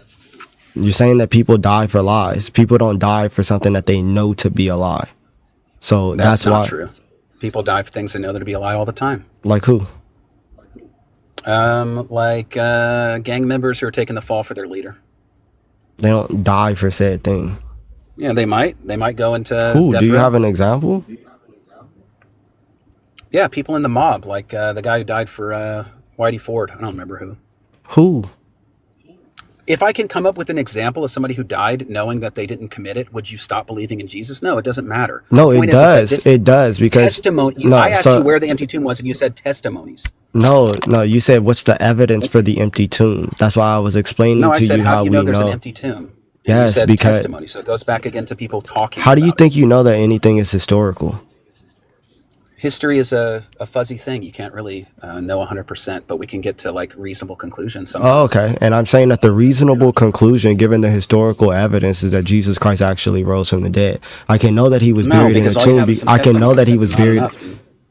How do you know that anything is historical again? You realize that there's more than testimony that like Abraham Lincoln was 16th president, right? There's more Yeah. than testimony. We have writings from Jesus or from Abraham Lincoln. We have like all kinds of other like primary source documents, not just testimony. We have his like clothes. There's all sorts of like reason. There's no, You're talking with about a Jesus dude and who's his in a. miracles, all there is talk. It's No, just talk. there's not. Okay, so You, what's the non-talk bro. about the Obviously, resurrection? I don't know like what you went through, but you're not in an actual like search for what's true. You're just upset. I don't know why you're upset. Yeah. Character assaults don't like answer the question. This is Is not there a anything other than character talk for the assault. resurrection? Talking about me as if I'm hurt, like it's not Bro, true. you I don't just care think this about is you don't care about the evidence. You don't care about what's true. I just I asked can you, tell that how you're do you just know that the hurt. resurrection happened? And you said testimony. You said people talked about it and were willing to die for it. Brother, That's this like is obviously the most like basic, like that's nothing. not no. So I gave 4 facts, and I'm saying the best thing, the only thing that I think best summarizes or gives the like a adequate conclusion to all of these facts is the resurrection. You don't just take one of the evidences by itself. That doesn't make any sense. The first two aren't evidences at all. How The is that not first two are evidence? that a guy named Jesus existed. Great. That That's doesn't prove he raised from the dead. The that second was wasn't that the a first. person. You said that there were people that are around him that testified, or that their historical accounts. Let me repeat the 4. Maybe I got them wrong. First one is that Jesus existed, That's not the had a first. ministry. What was the first one? That he died by crucifixion under Pontius Pilate. Oh, I thought that was the second one. Okay, the first one was he died by crucifixion under Pontius Pilate. Does that have anything to do with the resurrection? Yes. Can people die by crucifixion under Pontius Pilate and not be raised from the dead? Yeah. But if Okay, in then it order to doesn't have be anything to do with the resurrection. in order to be raised from the dead, you have to die, right? Everybody dies. That's not evidence for a resurrection. Okay, so what was the second one? Everybody dies. How is that evidence that they rose from the dead? It's not. It's an irrelevant point. So we're down to 3 minutes. If I'm sitting here and I'm saying that, hey, bro, you rose from the dead, but you never died, wouldn't that be evidence against you rising from the dead because you never died? Yeah. Oh, so in order to prove that you actually rose from the dead, I would have to first go to show that you died, huh? Okay, yeah, but that's not going to convince it. The Oh, fact that okay. you consider that Okay. somebody died doesn't mean that you're going to be like, oh, I Okay. guess I'm Do you now see? I'm in. Let me Do listen you see more. how like It you're doesn't make not? any You sense. see how you're not genuine? I am genuine, dude. The fact that he died has no bearing on whether he rose from the dead. I You don't understand how literally that's a just point. you literally just agreed with what I just said, and now you're saying it has no bearing. Well, it doesn't have any bearing. How does it not have any If bearing? he died, obviously he had to die if he was going to be raised from the dead. But that's like Oh, proving that he died doesn't get you any closer to proving that he rose from the dead. Correct? that's why you take all the facts. Okay, but I'm saying that fact is irrelevant. You're trying to get to 4 How is to like that? add some like How is that irrelevant? If he did not because die, I know that he died. Everyone knows that he died. The guy was born 2,000 why? years Why ago. do you know that he died? How do you know that? Because he lived. People who live die. It's well, some people question as to whether or not Christ lived, that he was real. Some people say that he's just a figment of an Not me. imagination. I'm only responding to your argument. Well, you said that there was no evidence outside of the Bible talking about his crucifixion. So now the evidence of his crucifixion doesn't matter? It doesn't matter to the claim of the miracle. It matters to the claim of like historicity. Sure, yeah. He Yeah, so existed, the that's reason fine. as to why it matters is because we can be sure that he died. So then it puts into question what explains the other facts. If we know for a fact that this person died by crucifixion under Pontius Pilate, this gives a time as to when he was unalived, and it gives the way in which he was unalived. So we know by crucifixion, people don't survive full crucifixions. We can be certain that this man died. He was dead. So now, what best explains the other facts? We know for a fact that his disciples firmly believed to have seen him risen from the dead. We do know that. Okay, why do I they? don't know that we know Maybe that. okay, we can look at the historical evidence for said thing. It doesn't seem like you're actually genuine at all. It I just am. seems like I don't you're know what to tell upset. you. It just seems like you're upset with God. I don't know how to help you with that, I'm bro. not upset with God. I don't believe in God. I think he's a myth. Okay, I think that we have God belief infects logical people and takes arguments. people away from their true selves. Okay, but there's logical philosophical arguments that go to show the existence of God. Love you. Yeah, me too. Yeah, I don't. I've heard them all. The arguments only get you to a Oh, what hypothesis. do you You can't think? What do you verify think them. of So the argument for motion? the argument from motion Yeah, you heard them all. I don't know why you said motion like that. I'm sure is you it like heard the it. prime mover argument, The argument for motion. You know it. What do you think of it? like the prime. I mean, okay, I overstated all. Are you talking about the prime mover argument? Like there had to be a prime mover. If there's motion, there had to be like a first mover. What's motion? No, I'm saying if there's motion, there had to be a prime mover. Is that your Yeah, argument, or is that yeah, the motion argument? yeah. Yeah, it's a ridiculous argument. It doesn't make any sense. What's It wrong doesn't with prove it? anything. You don't know that there was a prime mover, but that's only conjecture. So What you could use a God, deductive therefore, is argument. conjecture. What are you talking about? You cannot. There's no way to investigate where with the beginning of the world. So all you're doing is We're not arguing, talking. creating a Oh, that's. hypothesis. I don't know why you would bring that up because the prime mover argument doesn't have anything to do with the beginning of the world. The universe could be eternal. The argument would still work. That's a weird thing to How bring up so? if you know about the argument. How so? The prime mover is the first mover. So there before that would not be eternal Yeah, it's not talking or about eternity. a order of events or a sequence of events. That's another weird thing to bring up when talking about the argument. That's not the argument for motion. You want me to run? You want me to tell you what the actual argument for Yeah, motion go is? ahead. Okay, so it's Go that ahead. change exists and change is the actualization of potential, which is pretty much just saying that things go from what they could be to what they are. Do you have a problem with that, or do Okay. you not believe that change exists either? No, things change. Okay, and change is the actualization of potential, but a potential cannot actualize itself. Therefore, whatever changes is actualized by something already actual. You have a problem with that, or are you good? I don't think I have a problem with that. Okay. This leads to a chain of actualizers, each depending on the thing prior to it to cause its change in the here and now. But a chain of such actualizers to go on for infinity is impossible. Therefore, this chain must terminate in the Why? first. Because in the type of causal series that we're talking about, it's called a per se causal series. So I'll give you an analogy so that you can understand it. So think of it like Sure. I plug my phone into a charger that's plugged into an extension cord. W screensaver, by the way. But I plug my phone into a charger that's plugged into an extension cord that's not plugged into the wall. Will my phone ever be charged? No. Okay. What if I plug that extension cord into another extension cord that's not plugged into the wall? Would it be charged? No. Okay. So even if this chain goes on for a very long time, if I see that my phone is charged, that means that there must be something that is actually giving power and is the source of said power rather than just receiving that power down. Rather than just receiving that power. Let me So if this chain can't go on forever, as you're acknowledging with the analogy, then it has to terminate in a first. This first is purely actual, and by a purely actual being is what we mean by God. Therefore, God exists. I mean, that's a interesting hypothesis. How do you go and then do the work to verify it? Yeah. So did you not just hear the argument that was put forth?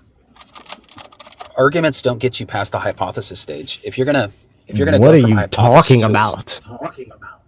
if you go from a hypothesis to a belief, you have to put it through a process of verification. You don't just say, "Oh, this is my argument. It must," and I can't think of another way of explaining it, so it must be true. That's What? just No. incredulity. What? Incredulity? That's right. Yeah, there are other ways to explain where things came from other than a god. You could just say the universe was this, like the thing that No, you actualized. You can't. can insert whatever hypothesis you want in there, No, you but then you can't. have to do the work of verification. And No, since the you, tools don't exist to verify, that's why yes, we it's and we unknowable. could no, and we could verify such things. You So can verify that God is the source of all this, that the yes, because Christian God is the source of all that. How? a purely actual first. Don't skip steps. So I'm glad that now you're able to see that there is a purely actual being that exists, and this purely actual I didn't being, say being. I did not admit that. You don't know that it's being a just being with a means mind. You're yeah. just So making that up. we can go to prove that. Do you want me to go to prove that? You cannot, dude. You're going to argue it. You're not going to prove it. You're just going to make an argument. Do you know what an argument is? Yeah. Okay, so if an argument is a list of Arguments don't prove things, right? They just don't. Arguments form hypotheses. That's it. what are you talking about? Once you form a let me give you an example, dude. You know how, like, do you know the difference between Newtonian and Einsteinian, like, physics? You know how those are, like, different fundamentally? Yeah, that has nothing to do with When what we're talking about, right? Einstein was trying to show that Newtonian physics was false, he made a lot of arguments and nobody believed him. He made math, he put math forward, he put the equations forward, and nobody believed him. A few people did, but for the most part, it was just a hypothesis. Then what he had to do was find something in the real world where Newtonian physics made a prediction that Einsteinian physics disagreed with, and Bro, then test that's that prediction. yeah, And then he found out that the prediction came true under his math, and that's when people believed him. yeah, So that the has nothing to argument do. only gets you to a hypothesis. That's it. You want to pretend that it gets you to proof No, because you have nothing else. So when we say argument, we're referring to a demonstration. Did he leave? Or you still there? Oh, he's still there. Yeah, I'm here. Yeah. Yeah, That's so what when I we say want. I want a argument, we're talking demonstration. about a demonstration. You can't demonstrate something with, like, logic. Logic isn't sufficient Yeah, for yeah, you demonstration. can. Yeah, you can. You cannot. Where's Cam? Yeah. You cannot. So, for example, if I were to take these two statements, right? All men are mortal. That's the first. And then I took the second statement, Socrates is a man. I could then use logic to infer from those two statements that Socrates is mortal. This is called universal instantiation. Yeah, I So understand yes, that. you can prove things by using Let me logical refresh inference. my statement. You can't establish new types of entities through, like, logic, right? If somebody told What me is a new that they type thought of entity? a god, I don't know that there's a god. It's a brand new thing. Nobody's ever demonstrated one. So if you're going to, like, argue that there's a god, all you're going to do is get to a hypothesis. You need to demonstrate that there's a god in the real world, Bro, not in the word arguments world. and demonstration is being used synonymously. That's the error. That's right. That's the error That's you're not the making. error. It's just how we're It using. is an Telling you error. how we're using the No. term. Here's Look, the if it ultimate makes problem you here. I feel want to any be really better, clear here. if it makes you feel any The better, we can only just place replace I the can word find argument God for is in demonstration. people's words about him. Do you understand that? Okay, well, The the only place you only can find God is in words about him. It's the same as if it Zeus, make by the way. can you like chill out? If it makes you feel better, we can just replace the word argument for demonstration. It won't make me feel better Just the because you're same not way going to we demonstrate it by demonstrated that argument. Socrates is mortal from a set of premises, we can demonstrate the existence of a prime mover from a set of premises. And that's what he The set did of earlier. premises about Earlier, when he was Socrates being talking to you mortal, about change and an infinite regress of movers, he was listing out the set of premises that lead you to the conclusion that there is a prime mover. I don't know. I just the whole thing of like, hey, there's this being who wants to have a relationship with you. It's like, okay, well, how do you know that? Or where Do is he? Oh, he's why are you? invisible. This is not Okay, relevant. well, it is No, relevant it's not. We're because talking if about God the were real and demonstration wanted that a was relationship with used. me, I wouldn't have to like go to some hyper esoteric, like This Cornelius Van Til kind of like argument. You would just know that God was existed, like I know my father exists. An absentee no. father getting like an argument is just so powerless and basic. I don't want a relationship with somebody that doesn't do anything. And there it All There's right. no goes. relationship to So be had. It's just again, There, you're not engaging with the demonstration that was exactly. put forth, right? So, for example, it's not a demonstration, it's an someone, argument. if I were someone that wanted to deny the conclusion that Socrates was mortal, and then someone presented the argument, all men are mortal. Socrates is a man, therefore Socrates is mortal. If someone presented that to me and I wanted to deny the conclusion, I would have to because this syllogism is what it's called. Because this syllogism uses a valid inference, which means if the two premises are true, the conclusion is necessarily true. I would either have to deny one of those two propositions, either the fact that all men Yeah. are mortal or that Socrates is a man, right?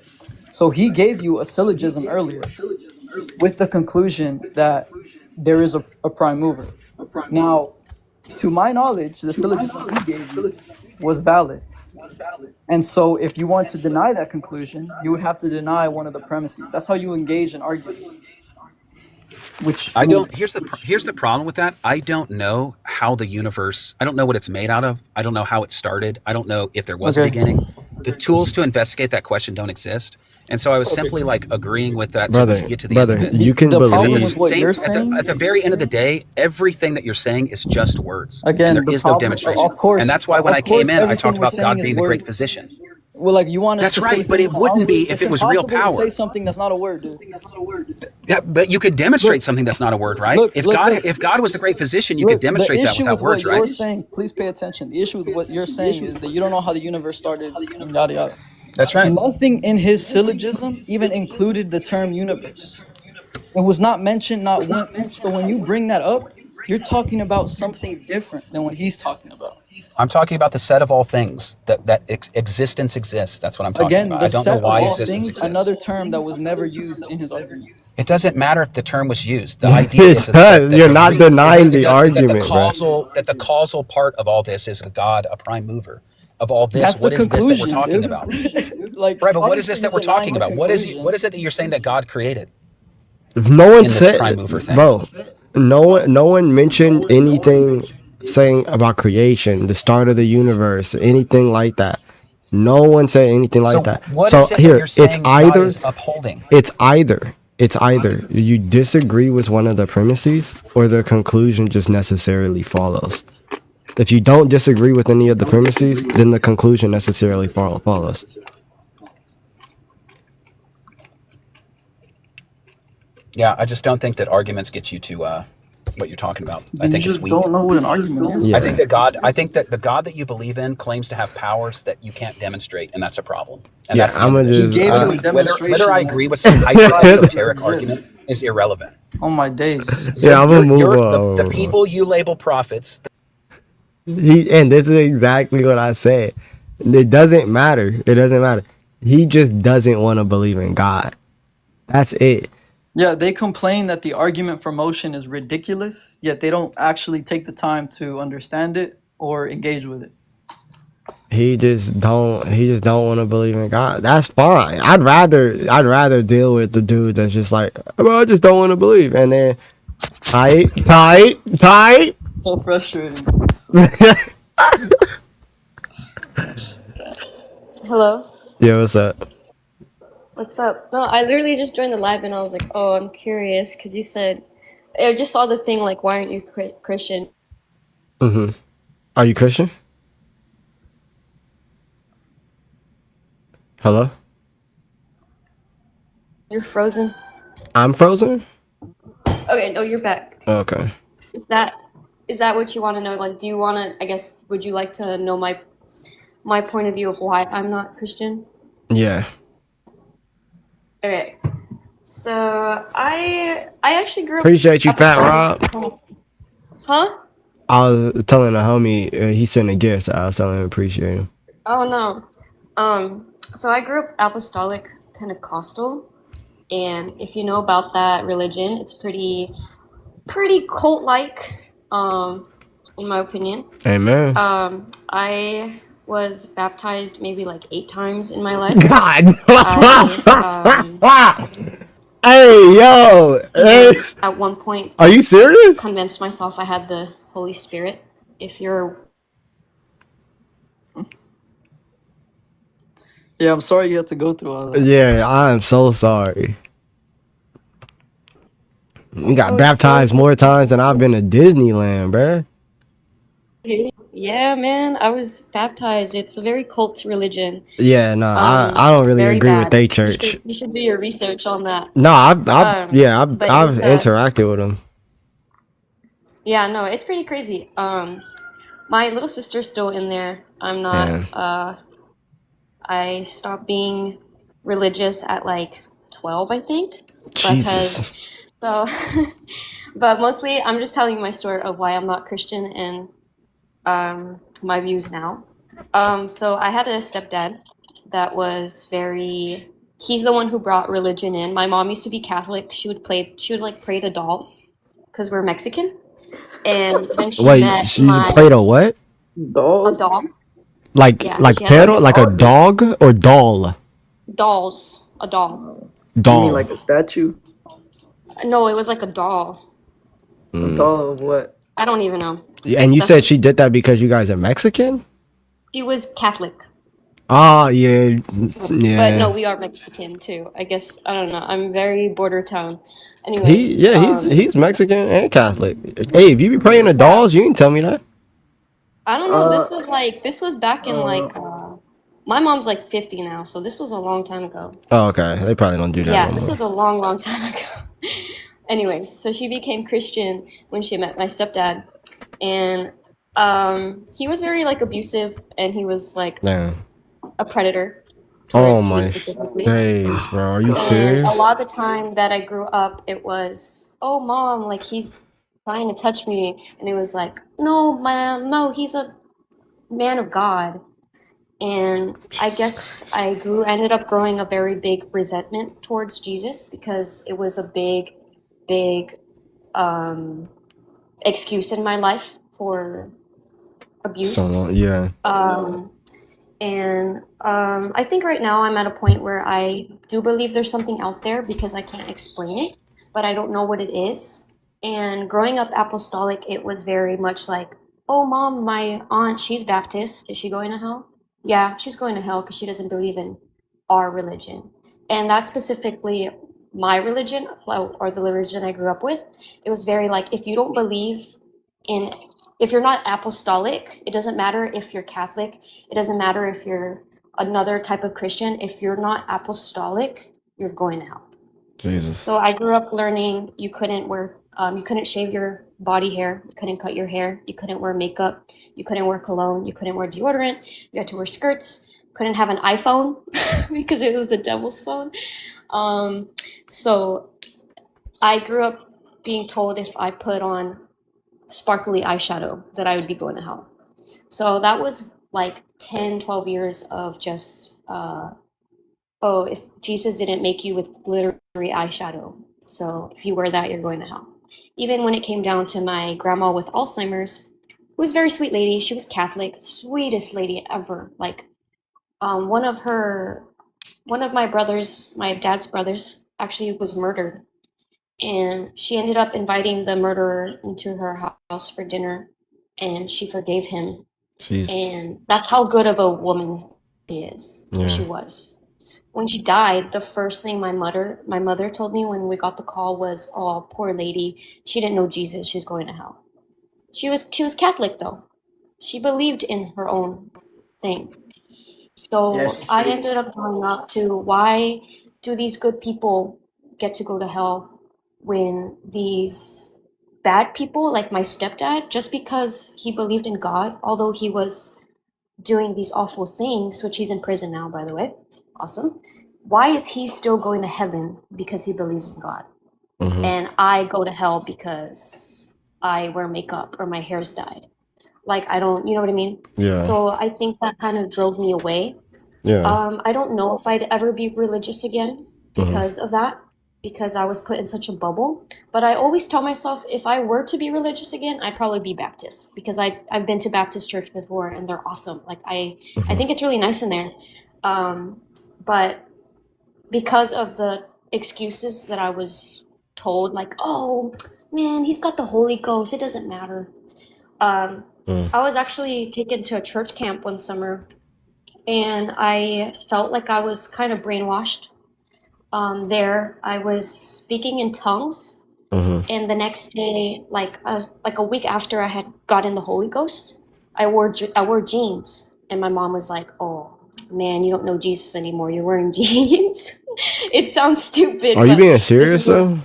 No, I'm being so serious. Okay. So, because I wore jeans, I was not a child of God anymore. I was unsaved. I mean, Um, I so probably would be Christian if I didn't grow up in that religion specifically, yeah. but I wonder if there's anyone has ever experienced that or been in that religion Well, before. I mean, I've dated a girl who was in that religion, and I remember Yeah, when I went, I ended up getting kicked out of the church yeah, because I was just like, the things that you guys believe is false, and I could show you, and they were just lying on the scripture. So I got treated so bad, and it's just a yeah. whole cult. Like they say, It is really bad. when you come in, they're really really nice and welcoming. Very. But in regards to, I think in regards to Christianity, that's not Christianity. That's not what Christianity teaches. That's not how Yeah, Christianity is supposed to be followed. yeah. And I hate that you had that experience with people who claim to be Christian and then treat people like that. Also, your Yes. stat, I can't speak as to, like, Christians aren't supposed to speak as to who's going to heaven and who's going to hell. But it's for sure not you Exactly. wearing jeans, right? Like it's not that type of stuff. Yeah. It's Uh crazy, huh? yeah, so I mean, precisely. I would love if you do get an actual relationship with, like, what true Christianity is, and like really Jesus, because then, like, when I hear that story, I'm so disrespected that, like, you even, Yeah. like, you proclaim my Lord, and yet you treat people like this and do things like this. Like, no, you can't be a Lord, like a saved person, a Christian, and be a predator. Those things are mutually exclusive. Like, you cannot, no, bro, you can't, no, bro. Yeah. I feel like religion is what people make it to be. I feel like there is some forms of religions that are just insane, and they have this. I don't know what's gonna happen when I die, and I choose to live kind of free because of the how trapped I was Well, for how so old are you? long. I am 21 now. Okay. We met my stepdad, I think, when I was like 4. So ever since then, I grew up like that. Like my mom, she would make us sit around the table every night. And I remember there was this one she had like a big pamphlet of pictures. Hmm. Like she would literally, one of them was people being thrown off a cliff into fire. And she would basically tell us, like, this isn't going to happen. And they would even be like, hey, on the 7th red moon or whatever, Jesus is coming. So I remember I would count the red moons. And then when I got to number 7, I was like, he never came. And I was scared because for years, at like 8 years old, I was like, will I never get married? Am I going to die before I fall in love? Like, I was 8 years old thinking of that. Um, she also used, this is kind of like insane, but she used to show us like videos of people being, and tell us like this is what they're doing to Christians. I don't even know if there were actual Christians in the video. I think it was just like a cartel video, but like at like 8 years old. So that I mean, was my representation. Yeah. you had a very bad experience with people who were Yeah. proclaiming to be I guess I Christian. just wanted to share why I'm not Yeah, I pray that religious. that's not And what Christianity is. I pray that you yeah. do look into like what People in actual the Christianity is. Yeah, like Yeah. For everybody asking, instead of jeans, we were only allowed to wear really long skirts. Really long skirts. And it was called Pentecostal Apostolic. My mom switched around those two, but honestly, I never grew up to know the difference because they all felt exactly the same. yeah. If anybody wants to do research on that. But I don't Yeah, judge anybody based on their religion unless they are like super hardcore the way I grew up. But I guess I wanted to open that view unless you've never heard. I feel like when I tell people this, they're like, what the heck? I've never heard of that. Oh yeah, no. Yeah, I Yeah, didn't I until think I it's an had my own interesting thing to think about. yeah, until I had my own experience with them. I never heard of it, but then when I seen what they had going on, I was like, "Oh, this is nuts." It's crazy. But Jared. I was able to see that because I got to experience like what like actual Christianity teaches. So then like coming into it, I'm like, "Oh, this is false." Whereas like you kind of grow up in it and you're told that it's true, and then you recognize that it's false. But I think you threw like everything out, unfortunately, and say all of Christianity is false. But like what they're doing is wrong, and you're correct to see that. Glory be to God. And my mom, she was kind of blindsided again, falling in love. When you fall in love and Yeah. someone is saying that they're a man of God and falling into that religion, it's like you kind of, it's almost like brainwashing. So for like, I don't think my mom was I don't think my mom was the problem. I think that's the whole point of a cult. Yeah, exactly. It's they brainwash you. Yeah. So that's definitely my experience on why I'm personally not Christian, mean, but because it is in like the Christian line, but I know there's different types of Christianity Yeah, for I sure. mean, I So it's not all understand. Christians are like that. Yeah, I That's all I'm understand that. If you ever have like questions in regards to Christianity, or you want to come back, but you just want to look into it, like what do Christians actually teach? I would love to have you and talk about like actual Christianity. Yeah, sounds nice. But yeah, I'm probably gonna head out to work now. But I did want to share that because it's interesting. It's interesting for sure. Yeah, definitely. God bless you. Of course, you too. Bye. All right, Abe, I need your help for like a minute, please. I gotta pee. Oh, hello? Yeah, listen, I gotta go use the bathroom real quick, but my friend's gonna take the conversation for right now. Okay. Have a good time in the bathroom. Who am I speaking to then? Cam? No, the other one. The other one. Oh wait, are you just a normal guest who was brought up at the same time? Coincidentally? No, I'm Elijah's friend. Oh, okay. Anyway, so the other one, the reason why I'm not a Christian is probably, I mean, like, I don't have a problem with God. I think it can be, proved that God exists.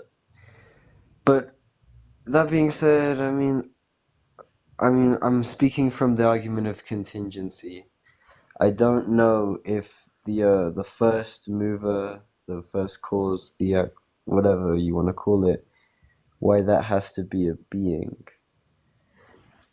Why can't it be just an abstract, necessary truth? Like, What do you mean by abstract? Well, I mean, like saying, Because typically, like in philosophy, when we're talking about concrete versus abstract, something that's abstract is going to be causally inert, which means that it it isn't causally efficacious. It can't cause things. It doesn't enter causal relations.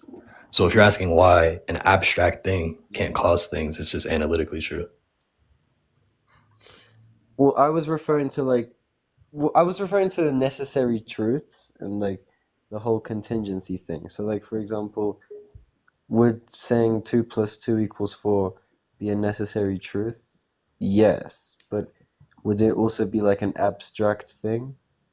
Yes. So what if the reason why the universe exists is because of some abstract thing like that? I mean, you're saying it doesn't have any causal power, but is that Well, what you said? yeah, because if you're saying that's what explains it, like for example, um, the reason for what explains what's causing my existence is this sort of abstract truth.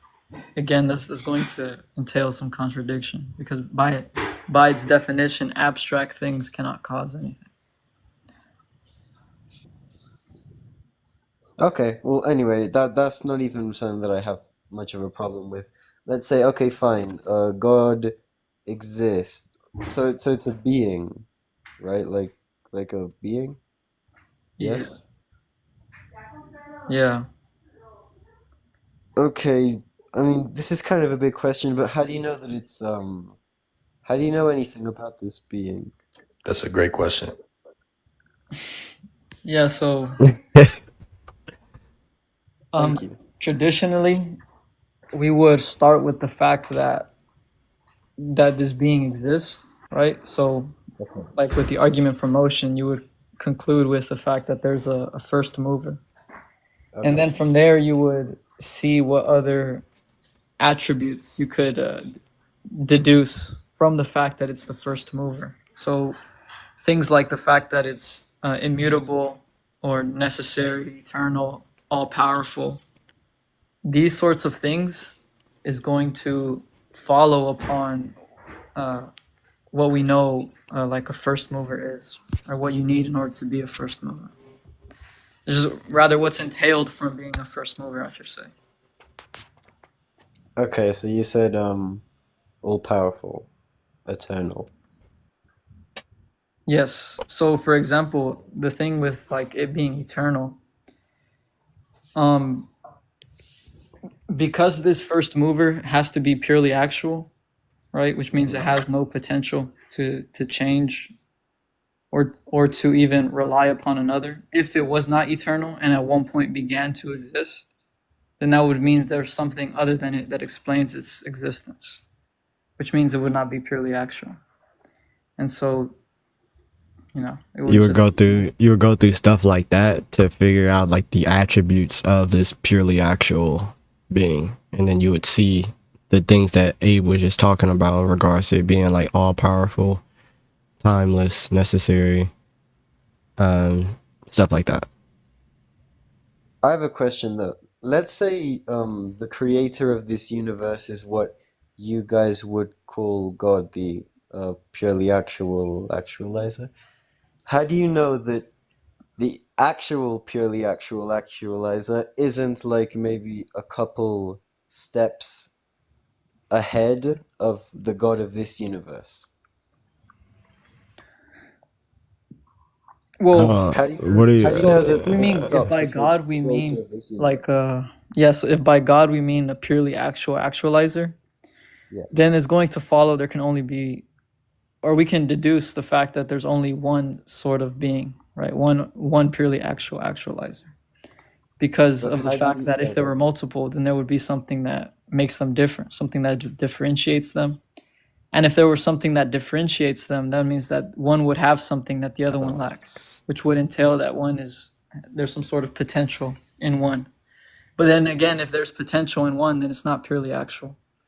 And so in this case, there couldn't be any more than just one purely actual being.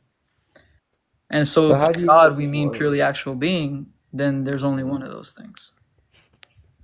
But I don't get it. How do you know that there are things beyond like the creation of this universe, which are more complex, and the same way that you believe that God created humans, the the other God, so to speak, created this God, and he doesn't. It's not that he lacks anything that this God has, but he has more, but we just don't know anything about it because we only can connect with the God of this universe. I'm just saying, like, it doesn't have to be infinite regress. It just maybe like a couple more zones in front. Yeah, I mean, again, if by God here we're saying a purely actual actualizer, then it wouldn't make sense to say that something that's purely actual can be created, because if it's created, then that means it's being actualized upon. Something is acting upon it, which means that it has potential, but a purely actual being lacks any potential. So Yeah, but I'm saying the there purely can be actual nothing being more isn't fundamental the than, creator of this universe. well, there. Yeah, Like, so I I mean, feel you're like, saying you're pretty much. It sounds like what you're saying is that, hey, if we take a step, Abe, you're cutting in and out. But if we take a step past this purely okay. actual actualizer, what if there's like something more? No. I'm saying that what if the purely actual actualizer is not the God of this universe, but the God of this universe is a creation of the actual purely actual actualizer. Well, That's the what I'm purely saying. actual actualizer would be the sustainer of this universe, because we're going from the fact that change exists, and for change to exist in this universe, there has to be a purely actual actualizer over this universe. But how do you know it doesn't go beyond universes? There's not more than one purely actual actualizer. So even if there's multiple universes, there would still just be one purely actual actualizer, No, I'm saying something like beyond the universe, something that we can't even comprehend. like the purely actual actualizer. Yeah, exactly. So we were just able to come to the conclusion that a purely actual actualizer exists. Yeah. And yeah, so it would just be the purely actual actualizer. That's what exists beyond the universe. Oh, okay. That's cool. Wow, that's actually, yeah, that's interesting. So just to clarify, you said because, actually, can you say it one more time? If Yeah, so the it's not purely infinite. actual actualizer is that which exists beyond this universe. Okay. And there would only be one purely actual actualizer. So if there's more than one universe, like say for instance, if this wasn't the only universe, there was another parallel universe or something, it would still be actualized by the purely actual actualizer. Like he's that which exists outside the universe that sustains the universe. Okay. Wow, so that's cool. Can I ask a question though about like Christianity or whatever? Yeah, definitely. Okay. Because I just want to like really let you know I'm not anti-God. I don't have a problem.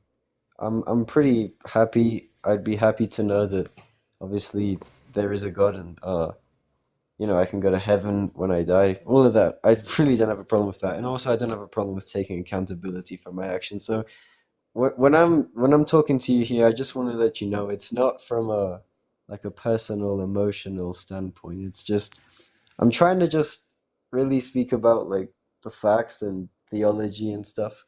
But I just want to let you know that because I think maybe that's what you said with the other guy, like he just doesn't want to believe in God. That's not Yeah. me. I just want to talk about the facts and reasoning and stuff like that. Yeah, no, that's cool. Because I really want to know the actual truth. I think if everyone's honest, this is the most important question we could possibly ask. I So agree. anyway, that being said, so my first question is, do you believe dinosaurs existed? Yeah. Yes? Yeah. Do you think they existed like before humans? Like whatever if they said the asteroid was like 60 million years or whatever. 200 I million. mean, I think some walk side by side with humans. Like I've seen some evidence where it's like fossil records that was really really high in a fossil record, like dinosaur bones found on the same like level as human bones. Some dinosaur bones found poking out of the ground. So like, I don't think. I mean, I think we've walked side by side with some dinosaurs here. But like technically, crocodiles are dinosaurs. Do you mean something like that? No, they found. I can't remember the name of the dinosaur's fossil that they found, but like its bones were found with human bones, pretty much. Um, I have to look it up though. Like a big one. Yeah. Hmm. But do you think that there was a time where dinosaurs existed and humans didn't? I mean, possibly. I don't really know much about that stuff. I don't get into that. Well, I'm just saying, if that is true, if dinosaurs existed before humans, and from what we know about these dinosaurs that existed before humans, they killed and ate each other, right? I mean, possibly. Possibly. How could it not be so? I mean, in all honesty, like the things that we know about dinosaurs is like kind of slim. It's not a whole bunch. Like we don't even have like I don't even think we have full fossils of dinosaur bones. We like piece these things together. But like if you want to say that they ate each other, that's fine. Well, they did die. They were mortal. Okay. Okay.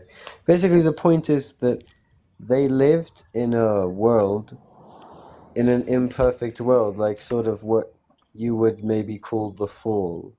And I'm saying if dinosaurs existed before humans, then how could they live in a fallen world if what made the fallen world was the acts of humans, aka Adam and Eve? I mean, that's another conversation. We can talk about that later, but Yeah. Well, Oh, go ahead.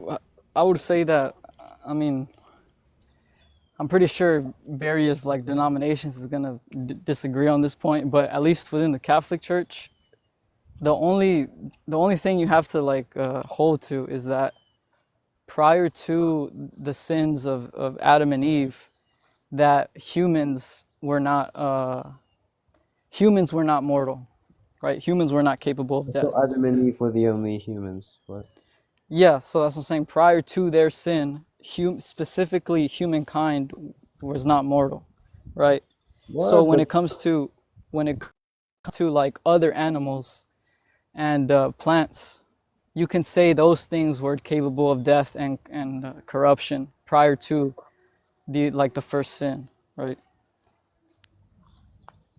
Like you can how believe could that. there be humans prior to Adam and Eve if they were the first ones? I didn't say there was. I'm just saying that prior to their sin, humankind or humans, I know they were the Exactly. only How did ones. humans exist I'm not, prior to their but when sin? He's just saying that the clause of, or he's just saying that like there's this principle that there was no death before the fall, and he's saying that there's a clause there, and it only applies to humans. Yeah, but humans didn't exist. They were the only humans that existed before they Okay. did that, right? Yeah, I don't know. so I don't know how to explain it. so other things other than humans like could have died before humans. Yes. Yeah, so the only thing that would be necessary for us to hold to is just that humans didn't die before the fall, but other things dying before the fall would be no problem. Okay. I understand. All right, but why? Why is that? I don't know why he just left. Like why is what? Why are humans the only ones exempt from death? They're like made in the image of God, and they're directly participating in like the tree of life. So screw animals, they can suffer. Why would God create animals just to feel pain and die? Just to feel pain. No, so I No, mean that's not all that they do, but if animals don't have souls, I mean they don't go to heaven, then they kind of just live, right? And they obviously suffer, and it's all in vain because they don't go to heaven after. Well, why So, would it and be they all in do. vain? Right? Like their existence still serves a purpose. Like even if you look at ecosystems that lack humans, right? Like there's predator and prey relations, and those help the overall ecosystem thrive. Yes, but God could have made it not like that. Yeah, because God is all powerful. But what's the issue with God making it like that? I'm just saying Like it just like seems a bit we don't think unexpected. it's evil Yeah. when a lion feeds on a gazelle because that's just the nature of a lion and the nature of a gazelle. So why are Yeah, but God could have made it not so. yeah, but why He could have is made a lion feeding on a gazelle evil? no. So It's then what's not. the It's not problem with God making like allowing that to happen? Like because okay. Well, I mean, when you say is it evil, I mean, I was thinking like, is the lion doing something evil? I don't think so because he's just fulfilling his biological, needs or whatever.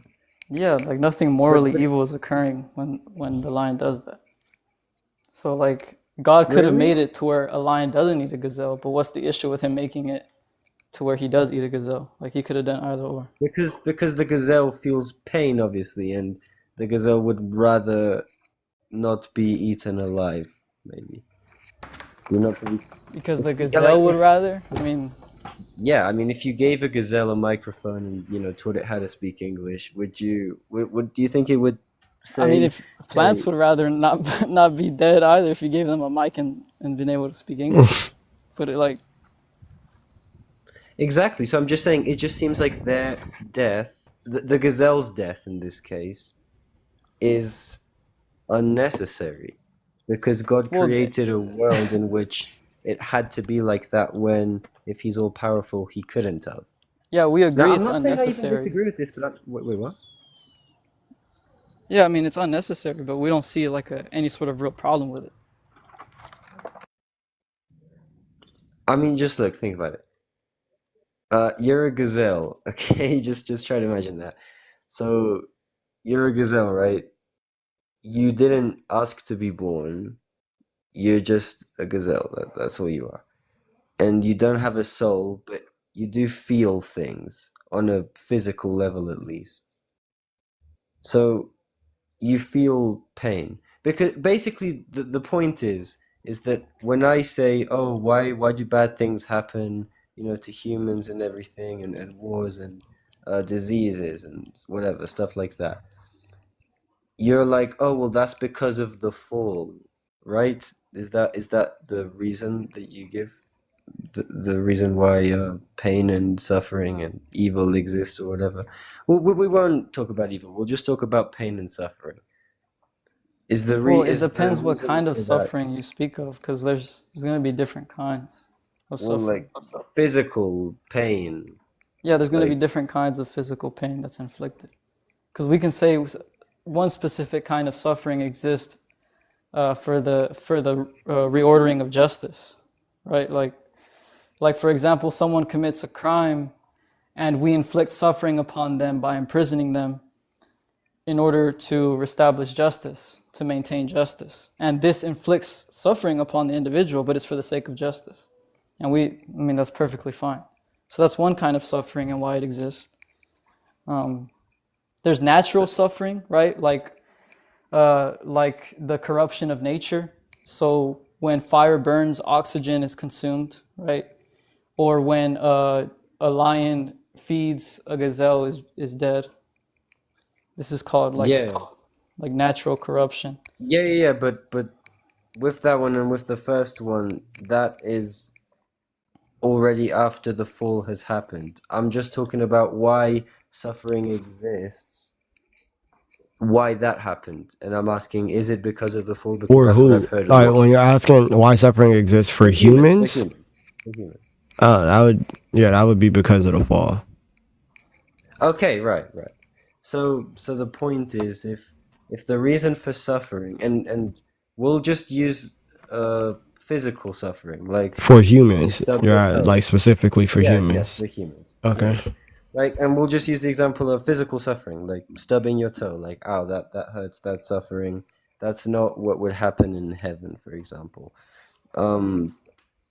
So the reason for that is the fall. But Well, animals, actually, I mean, if you're gonna stub your toe, if we're talking about like why did that happen, you could probably blame that on like your lack of awareness. You didn't see there was yeah, a but me coffee feeling table the there. pain from that is what I'm talking about. You feeling the pain from that. Well, I don't know if I would say if, while Adam and Eve were in the garden, if they like if they like punched the other one wouldn't have felt pain. Like that still would have like they would have felt pain still. Yeah. Really? Yeah, because I mean it's not like any sort of moral evil. Like if I trip and like twist my ankle, like no sort of moral evil occurred. But what if a gazelle, for example, sprains its ankle and then it's left, paralyzed basically, and then a lion comes and eats it while it's limping, while it's on the ground. That's the same thing. Okay. Yeah, it's a natural evil. It's like I said, natural Exactly. So now corruption. you're using the word evil. So stubbing the toe is the same as that. It's evil. It's Yeah, suffering. it's a natural evil. But natural evils are not they're not moral. They're not moral, right? So, because when we're talking about moral evils, these involve like an act of the free will. Okay, but the thing is, in heaven, natural evils don't exist. So that would mean that they're bad because heaven is somewhere Well, I where don't know only by good things what you mean happen. by don't exist, right? Because natural evils are not bad in the moral sense. Because, like for example, if let's say God create like makes heaven, right, and then we start Yeah. a fire and we roast some marshmallows. Simply by starting a fire, a natural evil is occurring, which is the corruption of the oxygen that's being consumed by the fire. Uh-huh. But no one would look at a fire burning oxygen and be like, oh, like this is something evil in the moral sense. We're only Yeah, using yeah, it yeah, in the like with but I'm just respect to saying, nature. So here, in heaven. what's your actual like your gripe? What's your question like for real? The thing that's stopping you from being Yeah, Christian? yeah, I'm just saying, like, why do bad things happen? Okay, bad things happen to humans because of the fall, but bad things happen to animals for no reason. Well, it's not for no reason. Again, when you say what's the reason for X happening, you can be talking about like what's the intended goal for this thing being allowed to happen. You could be talking about what's the cause for this thing that happened. So we have to be specific because I can say the gazelle. The reason why the gazelle is being eaten is because of the fact that the gazelle wasn't fast enough to outrun the lion. Or I can say that the reason why the gazelle is being eaten is because that it's the prey towards the lion. That's its natural prey. That's like Yeah, and what's the reason for that? what's the reason for the prey thing? Yeah. Well, it serves it, like I said, these kind of predator and prey relationships serves for the betterment of the entire ecosystem. Yes, but don't you think that it would be better for the ecosystem to work in a way that isn't you know, contingent, I guess would be the word, on suffering? Better in Would what that not be sense? more Like better? again, if we're talking about better in like a moral sense, there is nothing morally virtuous about a lion not eating a gazelle. But why? Why? If Because there's no I mean, act of the free will involved. oh, but with humans it's different. It's just a completely different thing. Well, because we believe humans were created with free will, and so their actions actually merit, rewards, and they're virtuous. But animals do feel pain. You do think that, right? Yes, A lot of pain. yes. And you don't think that that's morally questionable? The only way it would be morally questionable if it was something with free will inflicting that pain, like when humans commit animal abuse, right? However, like when I smack a mosquito because it's sucking on my leg. There's nothing morally questionable about that. I don't know why you said it like that, but But, I mean, but I'm not really talking about morally. I'm just talking about like, you know, why does that need to happen? Because obviously they don't like that. Well, it doesn't need to happen, like in the sense of like a necessity, but It there's a does. It purpose does. for it, which is the betterment of the ecosystem. Like it serves to, it functions within the ecosystem. Like that's what it serves. No, because the way that the natural world works is based on that. There has to be prey and predator and all of these things. So it is necessary. Well, when I say necessary, I mean like in the most general sense possible. Like it could have been another way in some other world, some other universe, or something. It could have or it couldn't have. Could have. Oh, okay. So then it wouldn't be necessary? Not in the strict sense, no. Oh. So conclusion then, it's not morally bad, but it just has to be like that. So here's what we teach, right? That God, He can cause evils, but only these natural kinds of evils. Like, for example, if He causes a fire, that's going to result in the oxygen being burned up. Okay, and there's no issue with God doing that. Likewise, if God causes like a lion to eat a gazelle, this isn't a moral evil, so there wouldn't be an issue with God allowing it or causing it to happen. The only evils we say God cannot, do is those moral evils. Like if God were to freely choose to commit an injustice, we say that's something that's contrary to the goodness of God.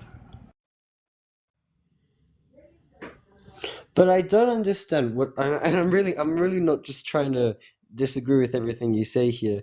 What I don't understand is why just because something doesn't have free will, that means that its life doesn't matter. We can just disregard everything that happens to it and everything it feels. Well, we're not saying its life doesn't matter. Obviously, the lives of animals matter, but for what reason?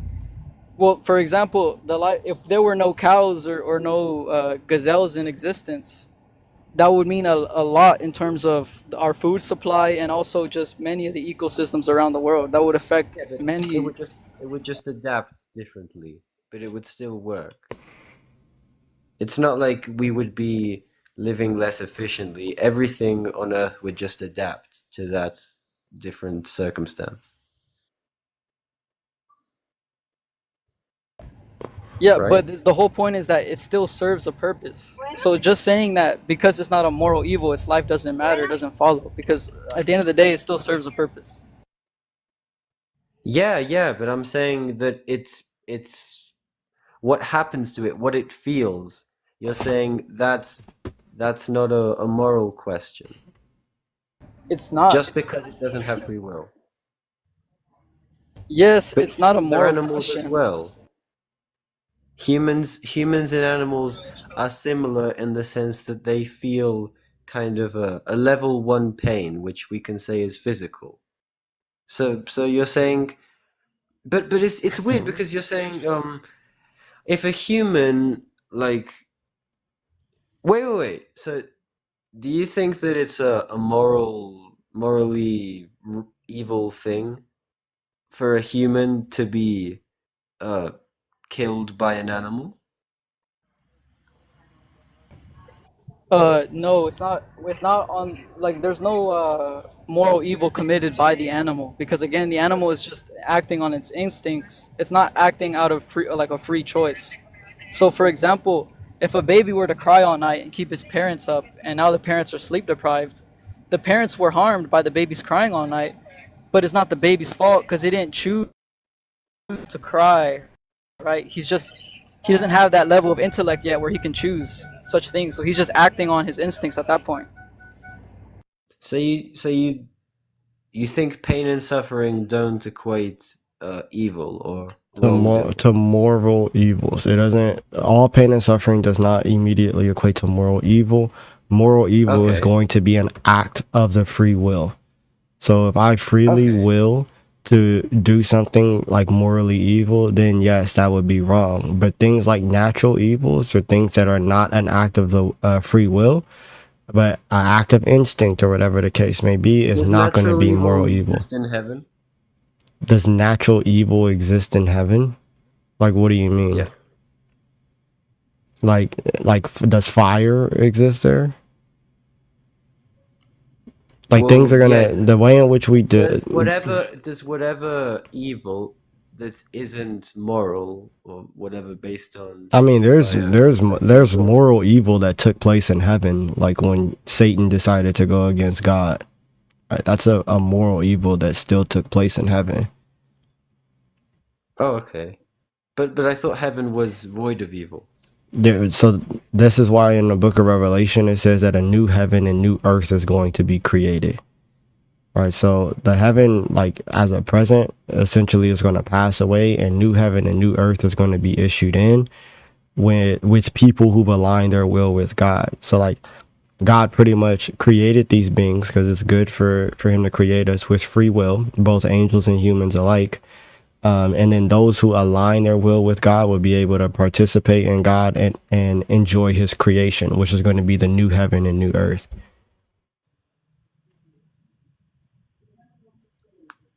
And what's the difference between the new heaven and new earth? The new heaven and Just new earth is going to be beings who will fully align their will with God. So okay. like we're not going to choose sin because we've aligned our will with God. But we won't have the option to sin. Our free will be taken away. No, you still have so free will is just the ability to choose good. Like you'll still have free will. You just will choose the good. Just like how like I have free will. That doesn't make sense. Yeah, I'm straight, right? I like women, right? I have the free will. Like I have the ability to choose a guy, but that's not something that I will choose. That doesn't mean that my free will to choose a member of the opposite sex is taken away from me. I've just aligned myself in such a way that I only like women. Right? So it's just the ability to choose the good. I've chosen the good. That's really it. And how is that different from this earth? On this earth, you're gay? I'm not gay, nah.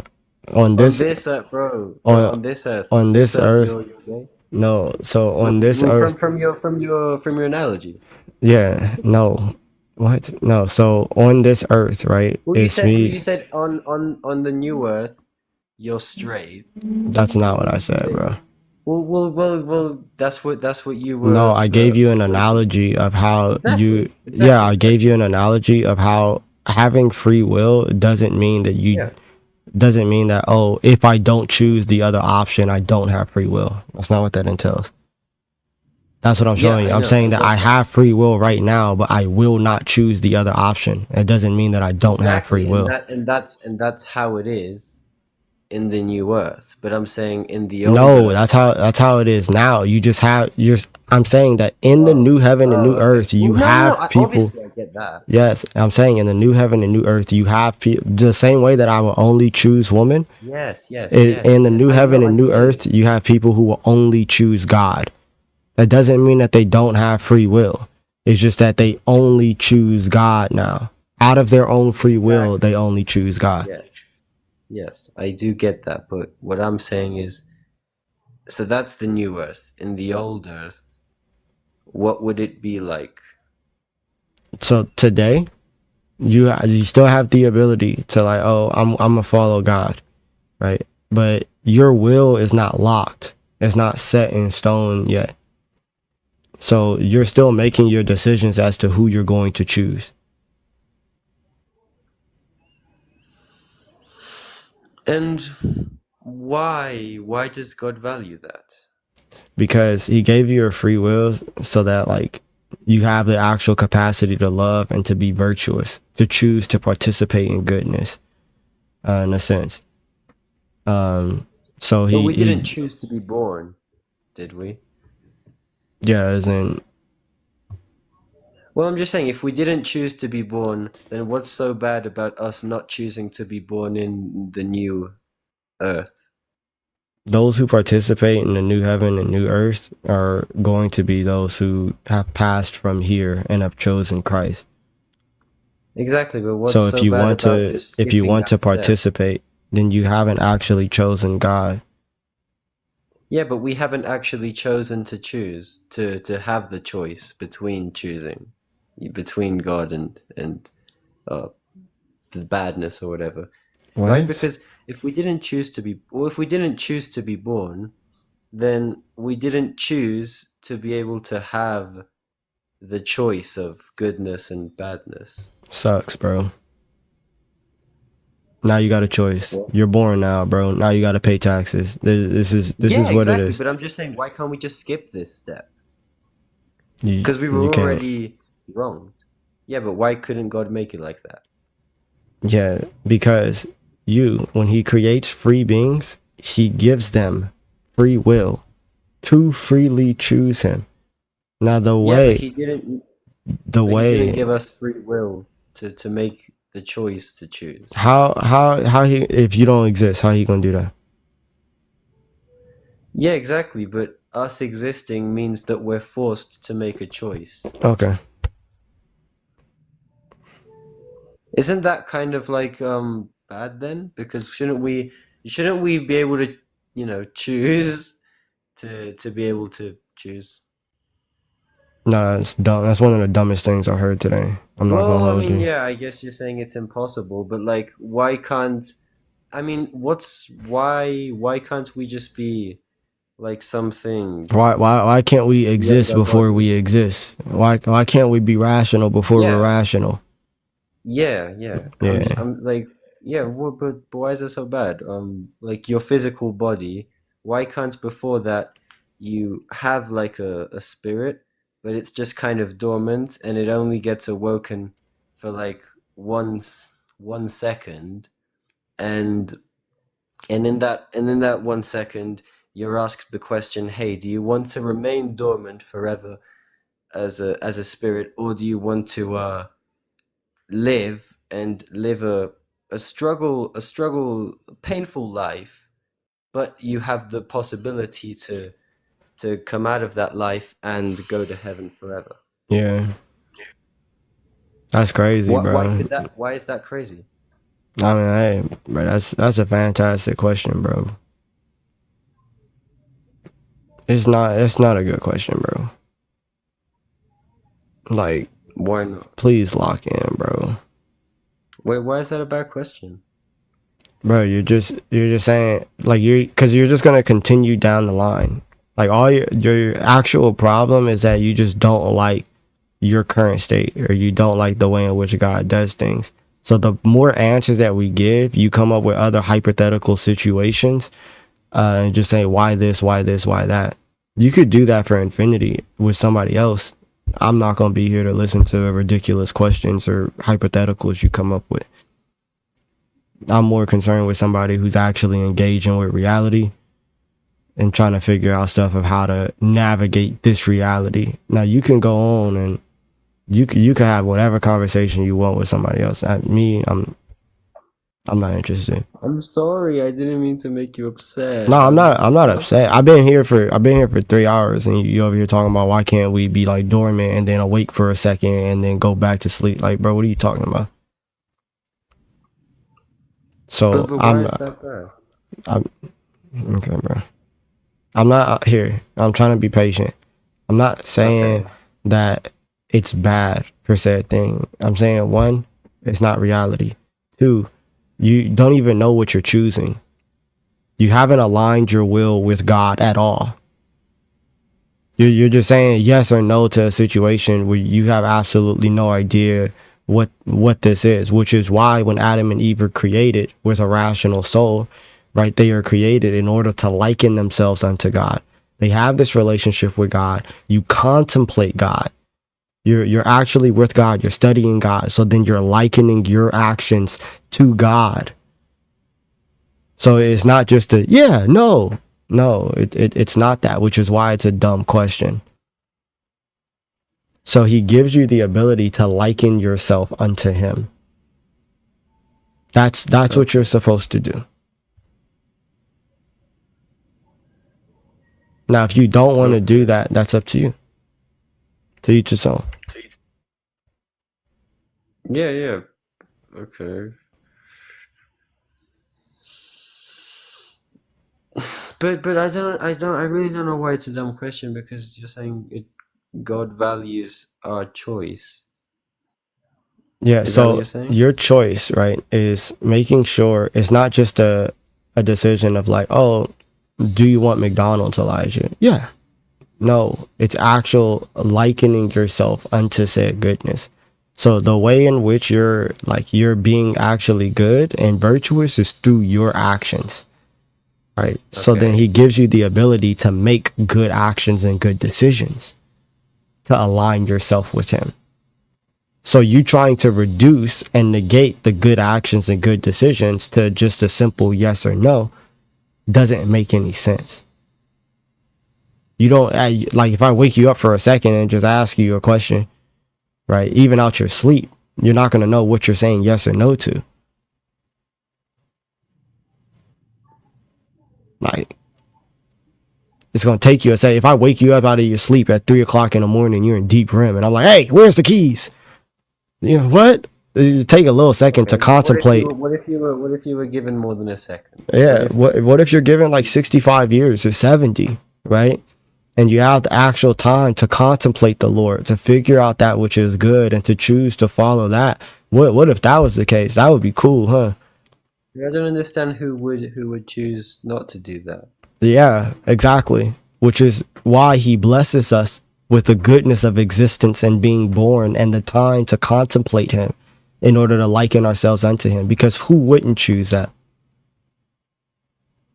Yeah, exactly. So why would anyone not choose that? Yeah, exactly. So that's why you're blessed with existence right now. But existence is like kind of bad sometimes. Okay. Is it not?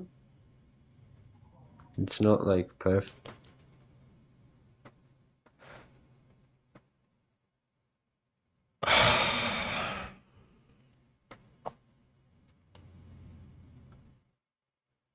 Hello? Hello. What's up, man? I Hey. seen you was over there on YouTube, right? Yeah, that was me. Yeah, all right. That's why, because I was finna get off, but I seen. It seems like you might have made a whole new account over here to get up over here. I did everything, man. Yeah, so I was like, let me go ahead and get him. What's up, man? Yeah, I appreciate you, man. So the main reason for the prompt that why I'm not a Christian because I'm what's called a Sephardic Jew. Mm-hmm. So we observe the Torah. Just to be very clear, though, I mean, we don't have any problems with Christians. It's not like Christians are in any way, like, we're not like counter missionary Jews. I don't know if you ever talked to one of them that say there's something wrong with Christianity. We believe that Jesus is the fulfillment of the prophecy that says through Abraham, all the nations of the world would be blessed. And we also believe that Jesus is the means by which non-Jews throughout the world would get into right standing with the Most High. That's what Jews actually believe. What's happened is there's been a lot of persecution and discrimination against Jews. So we generally, historically, haven't talked about what we actually believe. So wait, hold on. Of caution. Just for clarification. So Sure. you believe that Christ is the Messiah? The question of whether or not Jesus is the Messiah is an unanswered thing because for Jews, we're not in the Messianic age. We don't believe that all the prophecies of the Messiah have been fulfilled. Whether or not there's a concept of Mashiach ben Joseph and then Mashiach ben David, and then they're the same person or different complexity. There's been people throughout generations who have claimed to be the Messiah. Any one of them could be the Messiah. It's just who is running things in the final days during that millennial kingdom. That person is the Messiah. one of the things that we have in Judaism is we don't have this concept so much of we have to have faith that things will happen in the future. We can base what we do just on history, and that's Yeah, kind but of that's how we look.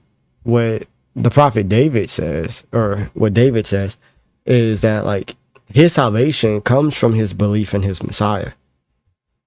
That's where his salvation comes from. So like David, who's given this covenant, this like messianic covenant, that, you know, starts through Solomon, but all of his hope, this is what's explicated in 2 Samuel 23, as well as Psalm chapter 1 and 2. All of his hope for his salvation is based upon this Messiah that's coming. He doesn't have salvation outside of that Messiah. So David is great. He's a great person. Love him. King. The Messiah will be in his line. But if you're talking to an actual Jew, our guy is Abraham. So Yeah, I mean, our faith and our covenant and our blessings, the same for all go to Abraham, though. Abraham. They don't go to David. Same for Abraham.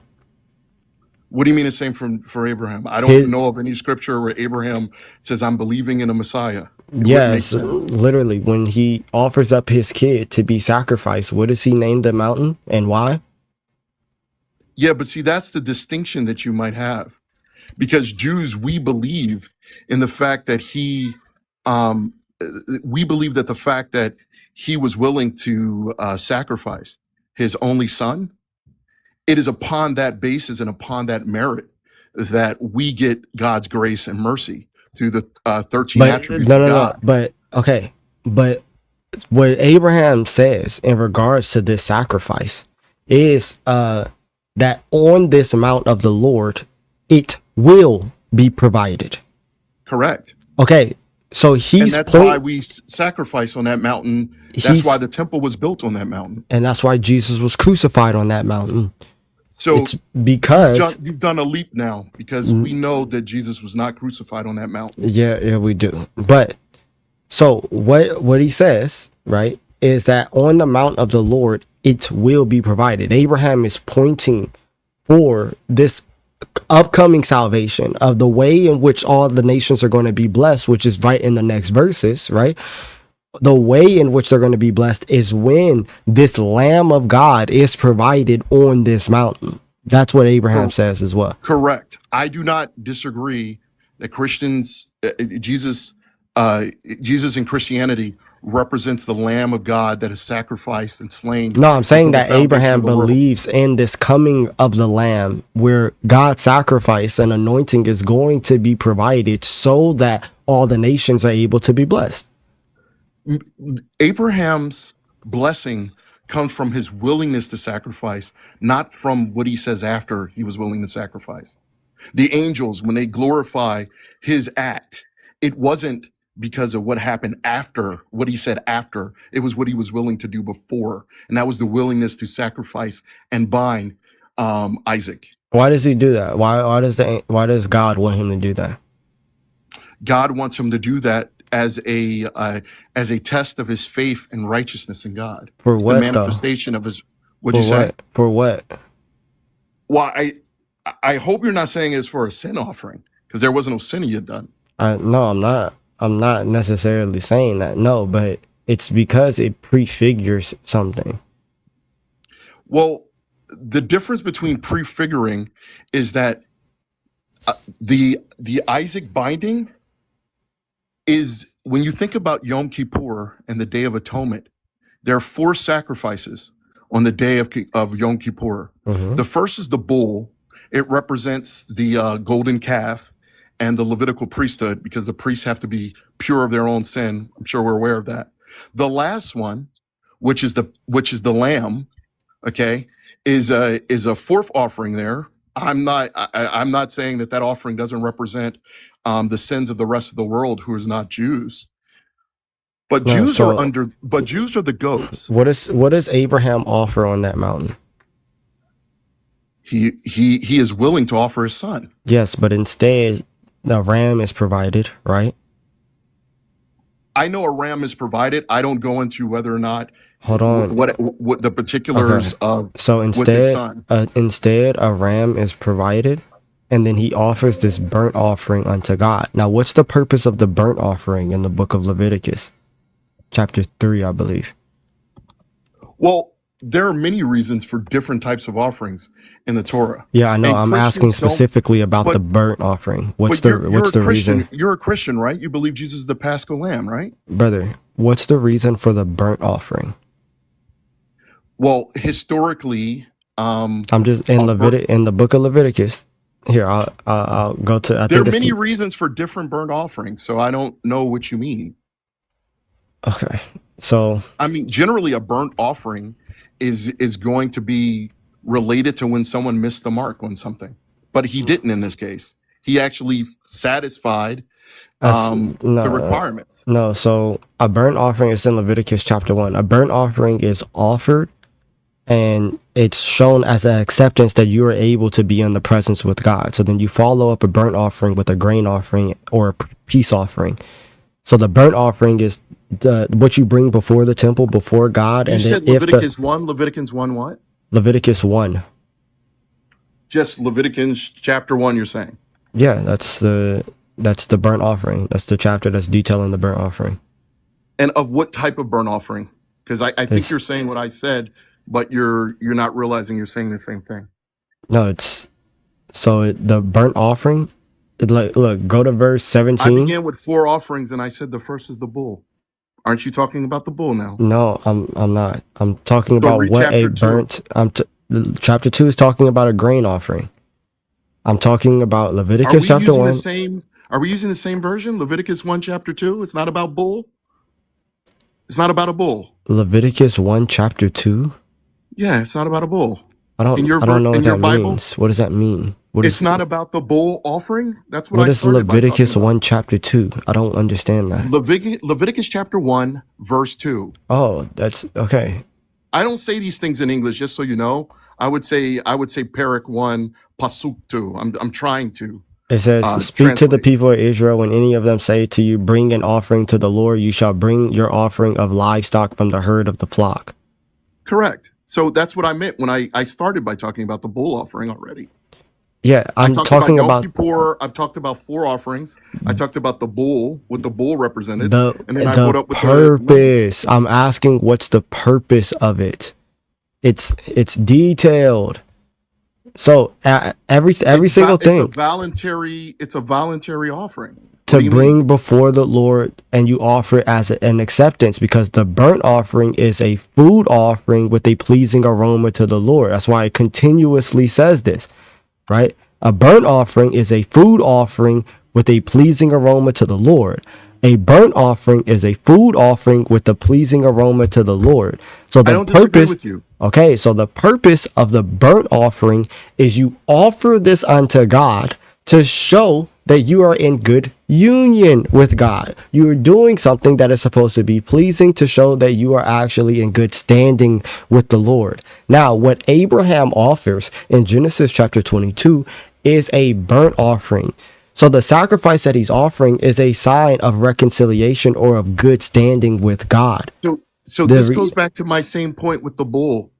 If we're talking about Leviticus chapter 1, look at verse 4. It says Mhm. it's for atonement. It doesn't say for what you said. Yeah, the word for atonement in the Old Testament doesn't It means mean the at same. one mint. It means at one mint. Yes, I know. What? At one minute? I don't know Yeah, what that's you what mean the by word that. atonement means. Kippur, kippura, to be close in the Hebrew. Kaf peh resh means to be close, but in the English it was translated at one mint. That's where the word atonement comes from. I know it sounds weird that Like that's where the word comes from, but it is. yeah. So I don't know what you mean by that, but it just means like to appease or like to make good, to please. I mean, the word atonement comes from putting the 3 words at one mint together. Okay. I know it's a weird etymology, but if you look it up, you'll find I'm right. I mean, I don't. Yeah, I don't necessarily. I don't know what you're saying, but it's not the same way that we understand atonement today. Yeah, but I don't understand where's the difference, because that's what I led with saying. The bull was for atonement. I literally Okay, said that that. all right, brother. That has nothing to do with what we're talking about. So, even in regards to Abraham, Abraham is pointing forward towards this messianic promise. I understand what you're doing, but I'm not seeing it in the text because the my whole point is in Christianity, Jesus is the Paschal Lamb. That's not dealing with atonement. That's not a burnt offering. Those are different types of offerings. You also jumped over something earlier. Oh my You God. said that Jesus was sacrificed on the mountain, the same place that the temple is. That's just not true. He was sacrificed on Calvary's cross, which On what? isn't he was sacrificed on Calvary. I didn't make that up. Calvary. You never heard of Calvary? He was not sacrificed in the temple. He was not an offering in the temple. He What's was a Paschal lamb who was sacrificed outside of the temple because Paschal lambs can be sacrificed outside the temple. But an actual burnt offering he was can't be sacrificed where in the temple. he was sacrificed. How do you spell that? Sacrifice? No, Calgary. Are you saying Calgary? Yeah, that should be a standard Christian principle. I'm not making that up, man. How do you spell Calvary's cross. yeah, maybe I'm missing. How do you spell it? I don't know. I always assumed it was spelled Calgary, but Okay, Calvary. yeah, no, that's Someone in the thing is correcting me. It's you guys pronounce it Calvary. Oh, Yeah, okay. yeah. So that mountain is Golgotha. But it's not where the temple was. Because Yeah, the temple so was standing at the time of Jesus, so we know he wasn't sacrificed. yeah, where but the the temple So isn't that the point temple doesn't make isn't sense. the temple is not built on the mountain in which Abraham offers the sacrifice. Oh, so you don't believe that teaching? Where do you get that You teaching? reject that. That's an old Jewish teaching. Where do you get reject that teaching? where do That's you a get that teaching teaching from from? That's a teaching from pre the establishment of the church. That's a teaching from pre Where? Just Jesus show me. times. Just show me. Where? Let me show you where. What do you mean when you say show me? Where is that teaching from? Where do you see that? I mean, all you're going to see that's evident. So, at its core foundation, one of the big differences that often occurs between Christians and Jews is we both have Okay, a show set me of where it's oral laws written. outside of this. Just show me where it's written. Where is it written? I mean, all you're going to see in the text is the place in which I put my name, the place that I choose for ye. Like we believe that we're Abraham sacrificed or attempted to sacrifice Isaac is the same place that the Temple Mount was built. Muslims have a similar thing. They believe it's that's why there's the whole thing between Islam and Judaism on that same place where the temple is. They believe Ishmael was bound there instead of Isaac. But they both have always believed that that's the same location. Okay, so just to recap. So Sure. you don't believe that Christ is the Messiah because the Messiah is just the one who reigns at the end of the age. You don't No, necessarily. I didn't say that at all. Oh, that's I said just like Christians believe, you believe there's a second coming, right? Yeah. So doesn't that mean that not second all coming of who? Christians believe there's a second coming of Jesus because he was The Messiah. Second coming of the Messiah. They believe Jesus. Christians believe Jesus was the Messiah, and he's going to come again to fulfill the prophecies he didn't fulfill the first time. Like what? Well, we're not in an age of peace. We're not in an age of no war. The lion doesn't lay with the lamb. All of the end times prophecies just haven't completely occurred yet. Again, I don't know if what I'm saying is there's anything controversial about it. Christians have, as long as I've known, have always believed that there was going to be a second coming when Christ fulfills the remainder of the prophecies. There's a second coming, but he talks about all of those things. So if there's a second coming, that means the Messiah came the first time. So I'm asking Christians you, believe that Jesus was the brother. Messiah. I know came what the Christians. first time. I know what Christians believe. Yeah. I need you to tell me what you believe. Yeah, I was very clear. We as Jews, we don't have to believe in intermediary things. We believe in things once the evidence manifests itself. So you When don't think that Jesus showed that he is the Messiah that came to die for people's sins? You don't think that we evidence showed itself? so our problem, the problem that we have currently, is the way that Christianity is done in the world. So the Bro, main I reason just that need, bro, please have mercy on me. I've sure. been here for 3 hours. Yeah, so maybe I should All have just called in a different day. Because honestly, no, I I like need, you. I like you a lot. I like listening to you. And there's just really one question that is really my main thing. okay, please ask that question. Okay, because my real main thing is that the main reason that Jews do not believe in Christianity, or Jews don't follow Christianity, or why we aren't a Christian, is because in Deuteronomy 13, chapter 1 to 10, it says that no matter how many miracles a person does, no matter what they say as the Messiah or whatever they say, if they tell you you don't need to keep the commandments, you are not to follow them. I, God, am testing you. And the reality is, most Christians, not all, because I've met some that don't, but most Christians believe that for some reason, under Christianity, Jesus taught a message that said you don't have to keep doing the commandments of God anymore. And that's the core reason why Jews would not follow Christianity. So you said Deuteronomy 13 Yes. verses 1 through 10? Yep. Just to give you some context. Okay. And it says if you don't keep the 10 commandments, then Not what? the 10 commandments, the 613 commandments. It says that? Well, are you there? Yeah, I'm here. Okay, so if somebody, a prophet or somebody who does wonders or anything like that, they can do miracles, they can do signs, they can do all of these things. But if they tell you you don't have to keep the commandments anymore, do not listen to them. It says, if a prophet or dreamer of dreams arises among you and gives you a sign or a wonder, and the sign or wonder tells you comes to pass, and if he says, let us go after other gods, which you have not known, and let us serve them, you shall not listen to the words of that prophet or that dreamer of dreams, for the Lord your God is testing you to know whether you love the Lord your God with all your heart and with all your soul.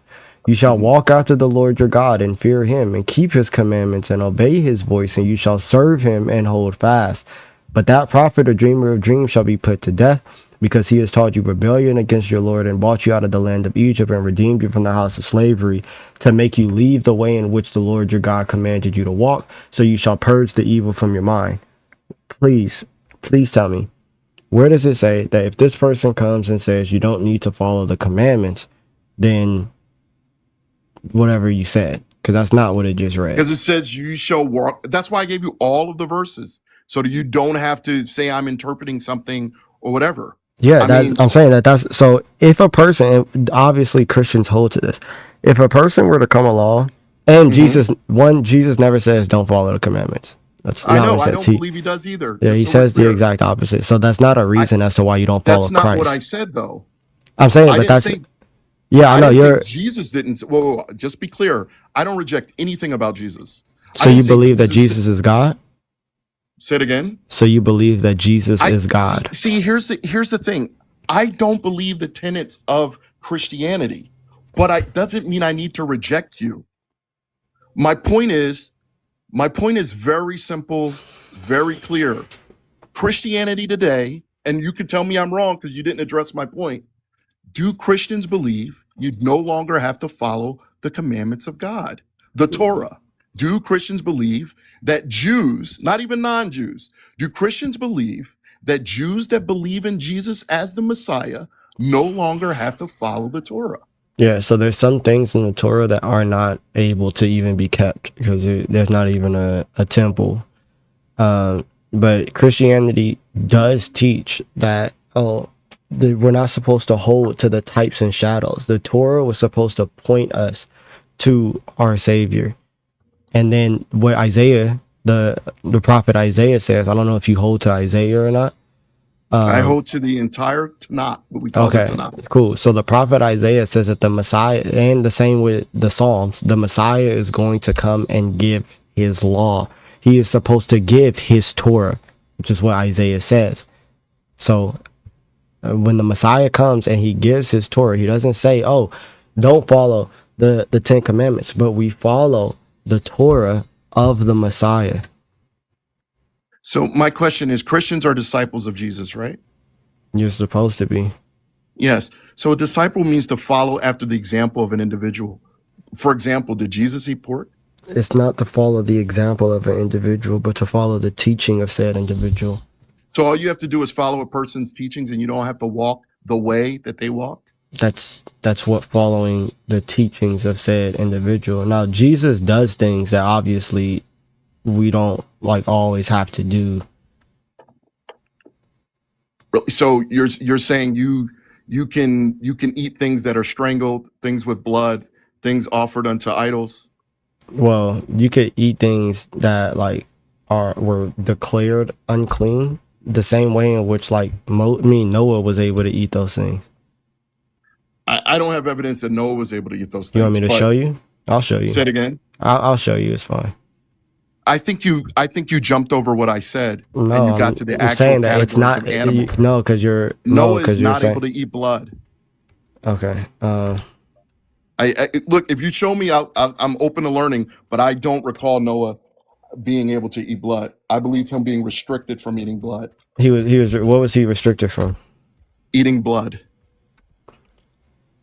And no one. What Christian eats blood? Do you eat lobster?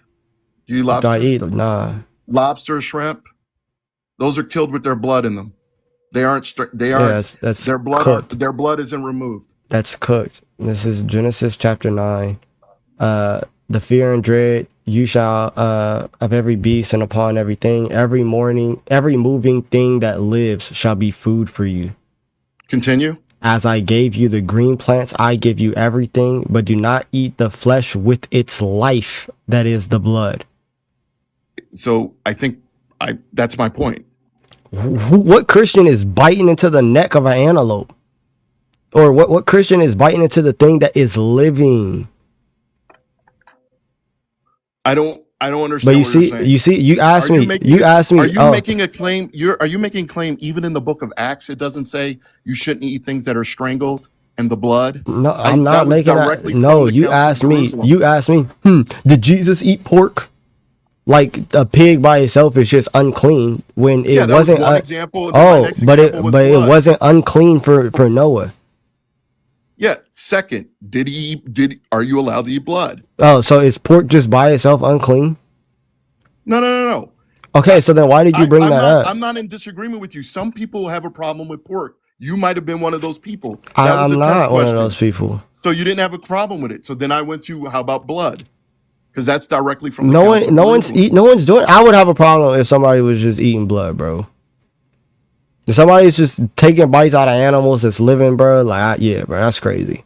I mean, you're familiar with what I'm talking about in the Council of Jerusalem. I mean, really believe you know what I mean. Yes, I know. Acts, in chapter 15, when it talks in the Council of Jerusalem, and it gives the full rules for beginning Christians for Gentiles on what they're supposed. What did you call it, sir? For Gentiles. Yeah, for Gentiles. Mm-hmm. Okay, it talks about not eating blood. Yes. So no Christian is doing that. I don't know what you mean. Strangle. I don't know Christians that make a point to avoid food that is strangled and food with blood. I don't know why you're making it like when Christians go to a restaurant, they have a way of determining whether or not the meat that was prepared there was strangled or with blood. Strangled? Right. When you say with blood, that's like, oh, they still have their life in them. Right. That's literally what's outlined in Genesis chapter 9. They still have their life. So like, I don't know what Christian is in here eating living animals. I know that might be how it's discussed in your oral traditions. No, I literally showed you it written down. What are you talking about? This is Genesis chapter 9. It's very clear that the oral tradition of Jews up to the life of Jesus is that blood deals with kosher slaughtering. Bro, all right. Jesus declares all foods clean, so that which you're able to Exactly, eat, but I'm talking about the blood and strangled, no which is one's one of the rules eating. No of the one's eating apostles of blood. Jesus. No one's eating blood. The Christians don't do that. So I don't know what to take. You're Christians trying. don't do You're that. making it like the. You're. Can you go to the verse? Because you're making it like the verse is eating raw blood or something. It's not what the verse said. I'm It's saying talking that about. Christians don't do that, bro. So So you're saying Christians don't. Christians have this process in which they make sure that there's no blood in their meat, and they make sure that the meat that they eat was not strangled. is And they, when they go to an I'm Indian, sorry. when Does they the go to an verse say? Does the verse say, "Hey, make sure you have a process to do said things, or just not to do said things"? can you go to the verse? Yeah, I It's can. okay. It's Acts. It's Acts chapter 15, right? Yes, I know. But I'm saying the verse doesn't say, "Oh, make sure you have this in place and this in place and that in place." No, it's just saying don't do said things. But so you're saying there's no context for that verse whatsoever. It just means What? raw. There's no context for a verse that says you can't eat meats that have been strangled and with blood in a culture in which there is a process of kosher slaughtering to make sure things haven't been strangled or Bro, with blood. what they used to do is like, especially like the Romans and just other nations, is that they would sit here and they would slaughter these animals like on pagan altars and stuff and strangle them for the benefit of their god or whatever, the pleasure of their god, and then eat those things. That's what God is telling you not to partake in. It's those demonic practices. That the part about to their gods is handled in the no idols part. But you're saying there's an unnecessary extra words. There's only 4 All the rules. food, all the food that's being talked about, the strangling, the thing with blood and offering up to idols, it's the same food that's being offered up. The way in which they're offering it up is they're strangling it, they're doing things with blood, they're doing awful things, like they're taking the heart out and they're eating So it. you're saying those 4 rules and acts have nothing to do with meat preparation. That's even what the laws in like the Old Testament is about too. It's about setting yourself apart from the other nations who are doing these things. This isn't just something that comes up with acts. I know, but see what you're suggesting is like you do know in the Old Testament it doesn't give you a process for slaughtering animals kosherly. Yeah, I know. It just slaughter them in the manner that I've told you. So I'm telling you, you're saying that in this culture of Jews, in the book of Acts, when they're including Gentiles in, when they bring up blood and they bring up strangled, it has nothing to do with how the animal is slaughtered before eating. Oh, it's about how the animal is slaughtered in the sense that it's being offered to an idol. You're taking the heart out and you're eating the heart in obeisance to this god. Yeah. So Like, this is an example for me. What I'm saying is I'm not gonna say anything about your interpretation there, but that is an oral interpretation. okay, hey, how about this? How about you hold to that, right? You don't have to eat none of that stuff because no Christian is, right? That doesn't, you can still be a Christian and not eat strangled animals and things with blood. Well, Okay. most Christians do. So I need to understand why you're not a Christian. Well, I just said I mean, from the You're beginning, saying that you believe in Christ. I asked if you believed in God. No, I didn't say that. I didn't say what you just said. What I said was I don't reject your beliefs. Bro, I don't have enough. You don't have to make a decision on something. Why is it so hard to get an answer out of you? No. It's not hard of an answer. Christianity, Jesus came after the Torah. I don't opine on Muhammad. I don't opine on any religion that came after Judaism. I respect Christianity, and Did I don't Moses say anything against it. Oh, did in the Torah, did Moses talk about this prophet to come? What do you mean the prophet to come? Oh, the prophet to come. The one who is going to be like him and greater? In your oral tradition. I'm not asking about my oral tradition. I'm asking, did Moses say that there was going to be a prophet to come and we should follow him? Yes, and we believe that's Joshua, obviously. Yeah, He's the very and next book. yeah, I know. And I don't have a problem with that. But what it puts in place is a line of prophetic offices, which is why you adhere to the Tanakh. So each one of these prophets is going to be revealing the revelation of God. So when we look at these prophets, they are all talking about this Messiah to come. And there's going to be very distinct descriptions about said Messiah. He's going to be born of a virgin. He's going to come from Bethlehem. He's going to be crucified. The prophets talk about said figure. Now, who is this figure? Because this figure, according to one of those prophets that Moses prophesied, according to one of those prophets, namely Daniel, he was supposed to come before the destruction of the second temple. Now, who is this one who all the prophets talk about that is going to come before the destruction of the second temple? If it's not Christ, who is it? Or everyone in the Tanakh is a false prophet? So just to be clear, in your oral tradition, I'm not talking about my oral tradition, bro. well, I'm you literally made it- looking you at made the. the- I will go to you made- everything that I said. I will go to the verse. you made the 70 weeks prophecy end at a date that nobody knows. What? No, he literally says, then the destruction of the temple will happen. Say He it tells again? you when. He tells you when to start counting. You do come on, you do, Elijah, you do know that in order to get the date you want, you have to start it at a certain period. You When, don't start like, it from yeah, like, Ezra. You don't start it from no, Ezra. you started when Daniel says to start. And he talks about the building of the walls, which happens with Artaxerxes. You have to separate the 7 years. You have to separate No, you don't. the first period of 7 years. He tells And you. combine He them. tells you to say. What are you talking about? Are you telling me? Look, Brother, I don't- here, I want to here, be able look. to do- What my ideology, my oral tradition, everything, put that to the side. Don't. Okay. I need to know who Well, your is oral this. tradition makes it 70 weeks, and Who- it's not in the text 70 weeks. It's What is 7 it? plus 63. You make it 70 weeks in your oral tradition. It's broken down into 3 segments. There's no way. There's no way possible, bro. It's One is not 7. possible. It's one is not 7. possible. One I is 7. refuse to believe that it's possible, bro. I refuse. There's no way. There's people walking around like this. It's not possible. It's not possible, bro. Your tradition make it 73 weeks, bro. It's not 70 weeks, bro. It's 63 plus 7. That's Yeah, not I know. possible. It's But if not you go real. to the- I'm but if not you a go to the believer, te- bro. I'm not a you go to believer. the There's no way, bro. EOMM characters spawning in the game 3 hours into the game. That's not possible. It's not. You're saying It's not you're possible, saying- bro. You're saying This is insane. you're I don't saying even have that my the hair text- posted. I don't know what you're saying.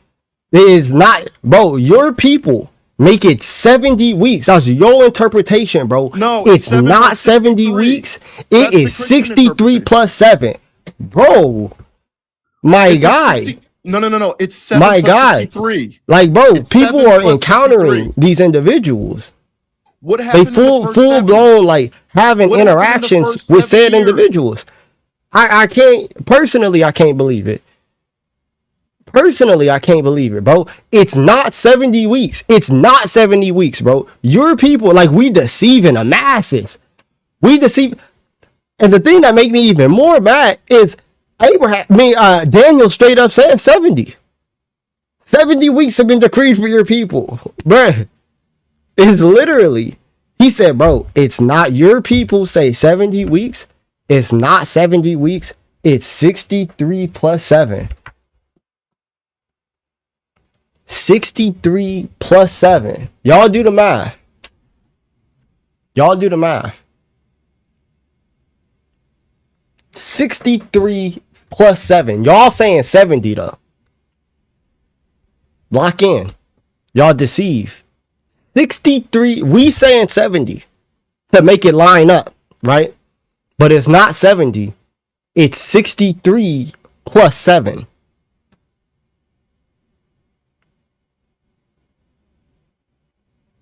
Yeah. Impossible. Impossible. That's a grown man. You encounter him. Like you could be walking down the street and encounter said individual. W rage bait, bro. It's impossible. I refuse to think that like, oh, this is just real life. That's insane. No, bro. He said that I cut him to ignore the text. Literally, Daniel said 70 weeks. Daniel literally said 70 weeks.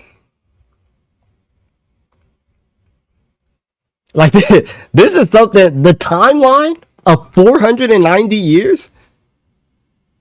The timeline of 490 years is literally like it's agreed upon by like Jews, Christians. Like this isn't a matter of contention, bro.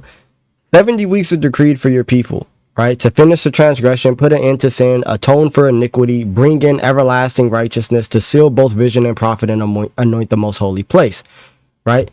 Now, the anointed, or the anointed one, a prince, there shall be 7 weeks. Then for 62 weeks it shall be built again, right? And then the anointed one shall be cut off and have nothing, which in the Hebrew just means that he's going to die. And then the people are going to come and destroy the sanctuary. So this has to happen. Like this anointed one that's going to come in and bring in everlasting righteousness. And who's going to bring in everlasting righteousness? The Messiah, God himself, according to Jeremiah 23, verses 5 and 6. I'll show you that.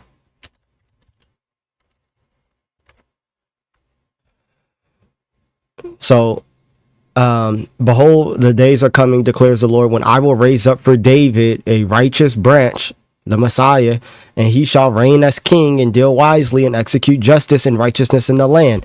In his days, Judah will be saved and Israel will dwell securely. And this is the name by which he would be called, Yahweh, our righteousness. Right. So the one who's going to be bringing in everlasting righteousness is going to be literally Yahweh, as well as like the atoning of sins. So this one needs to come before the destruction of the sanctuary, the destruction of the temple. So either like, who is this person? Who is he? Who is this person, bro?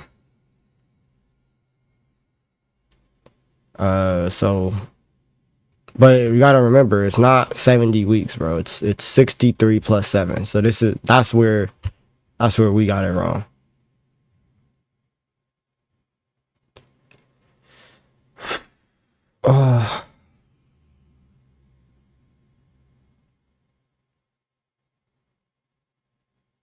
All right, bro. I think I've had enough.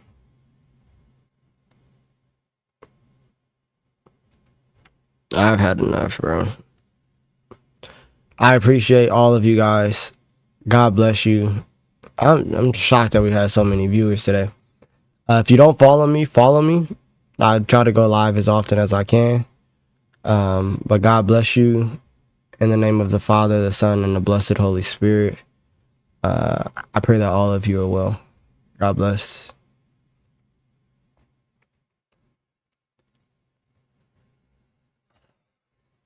My days, bro. Oh my goodness.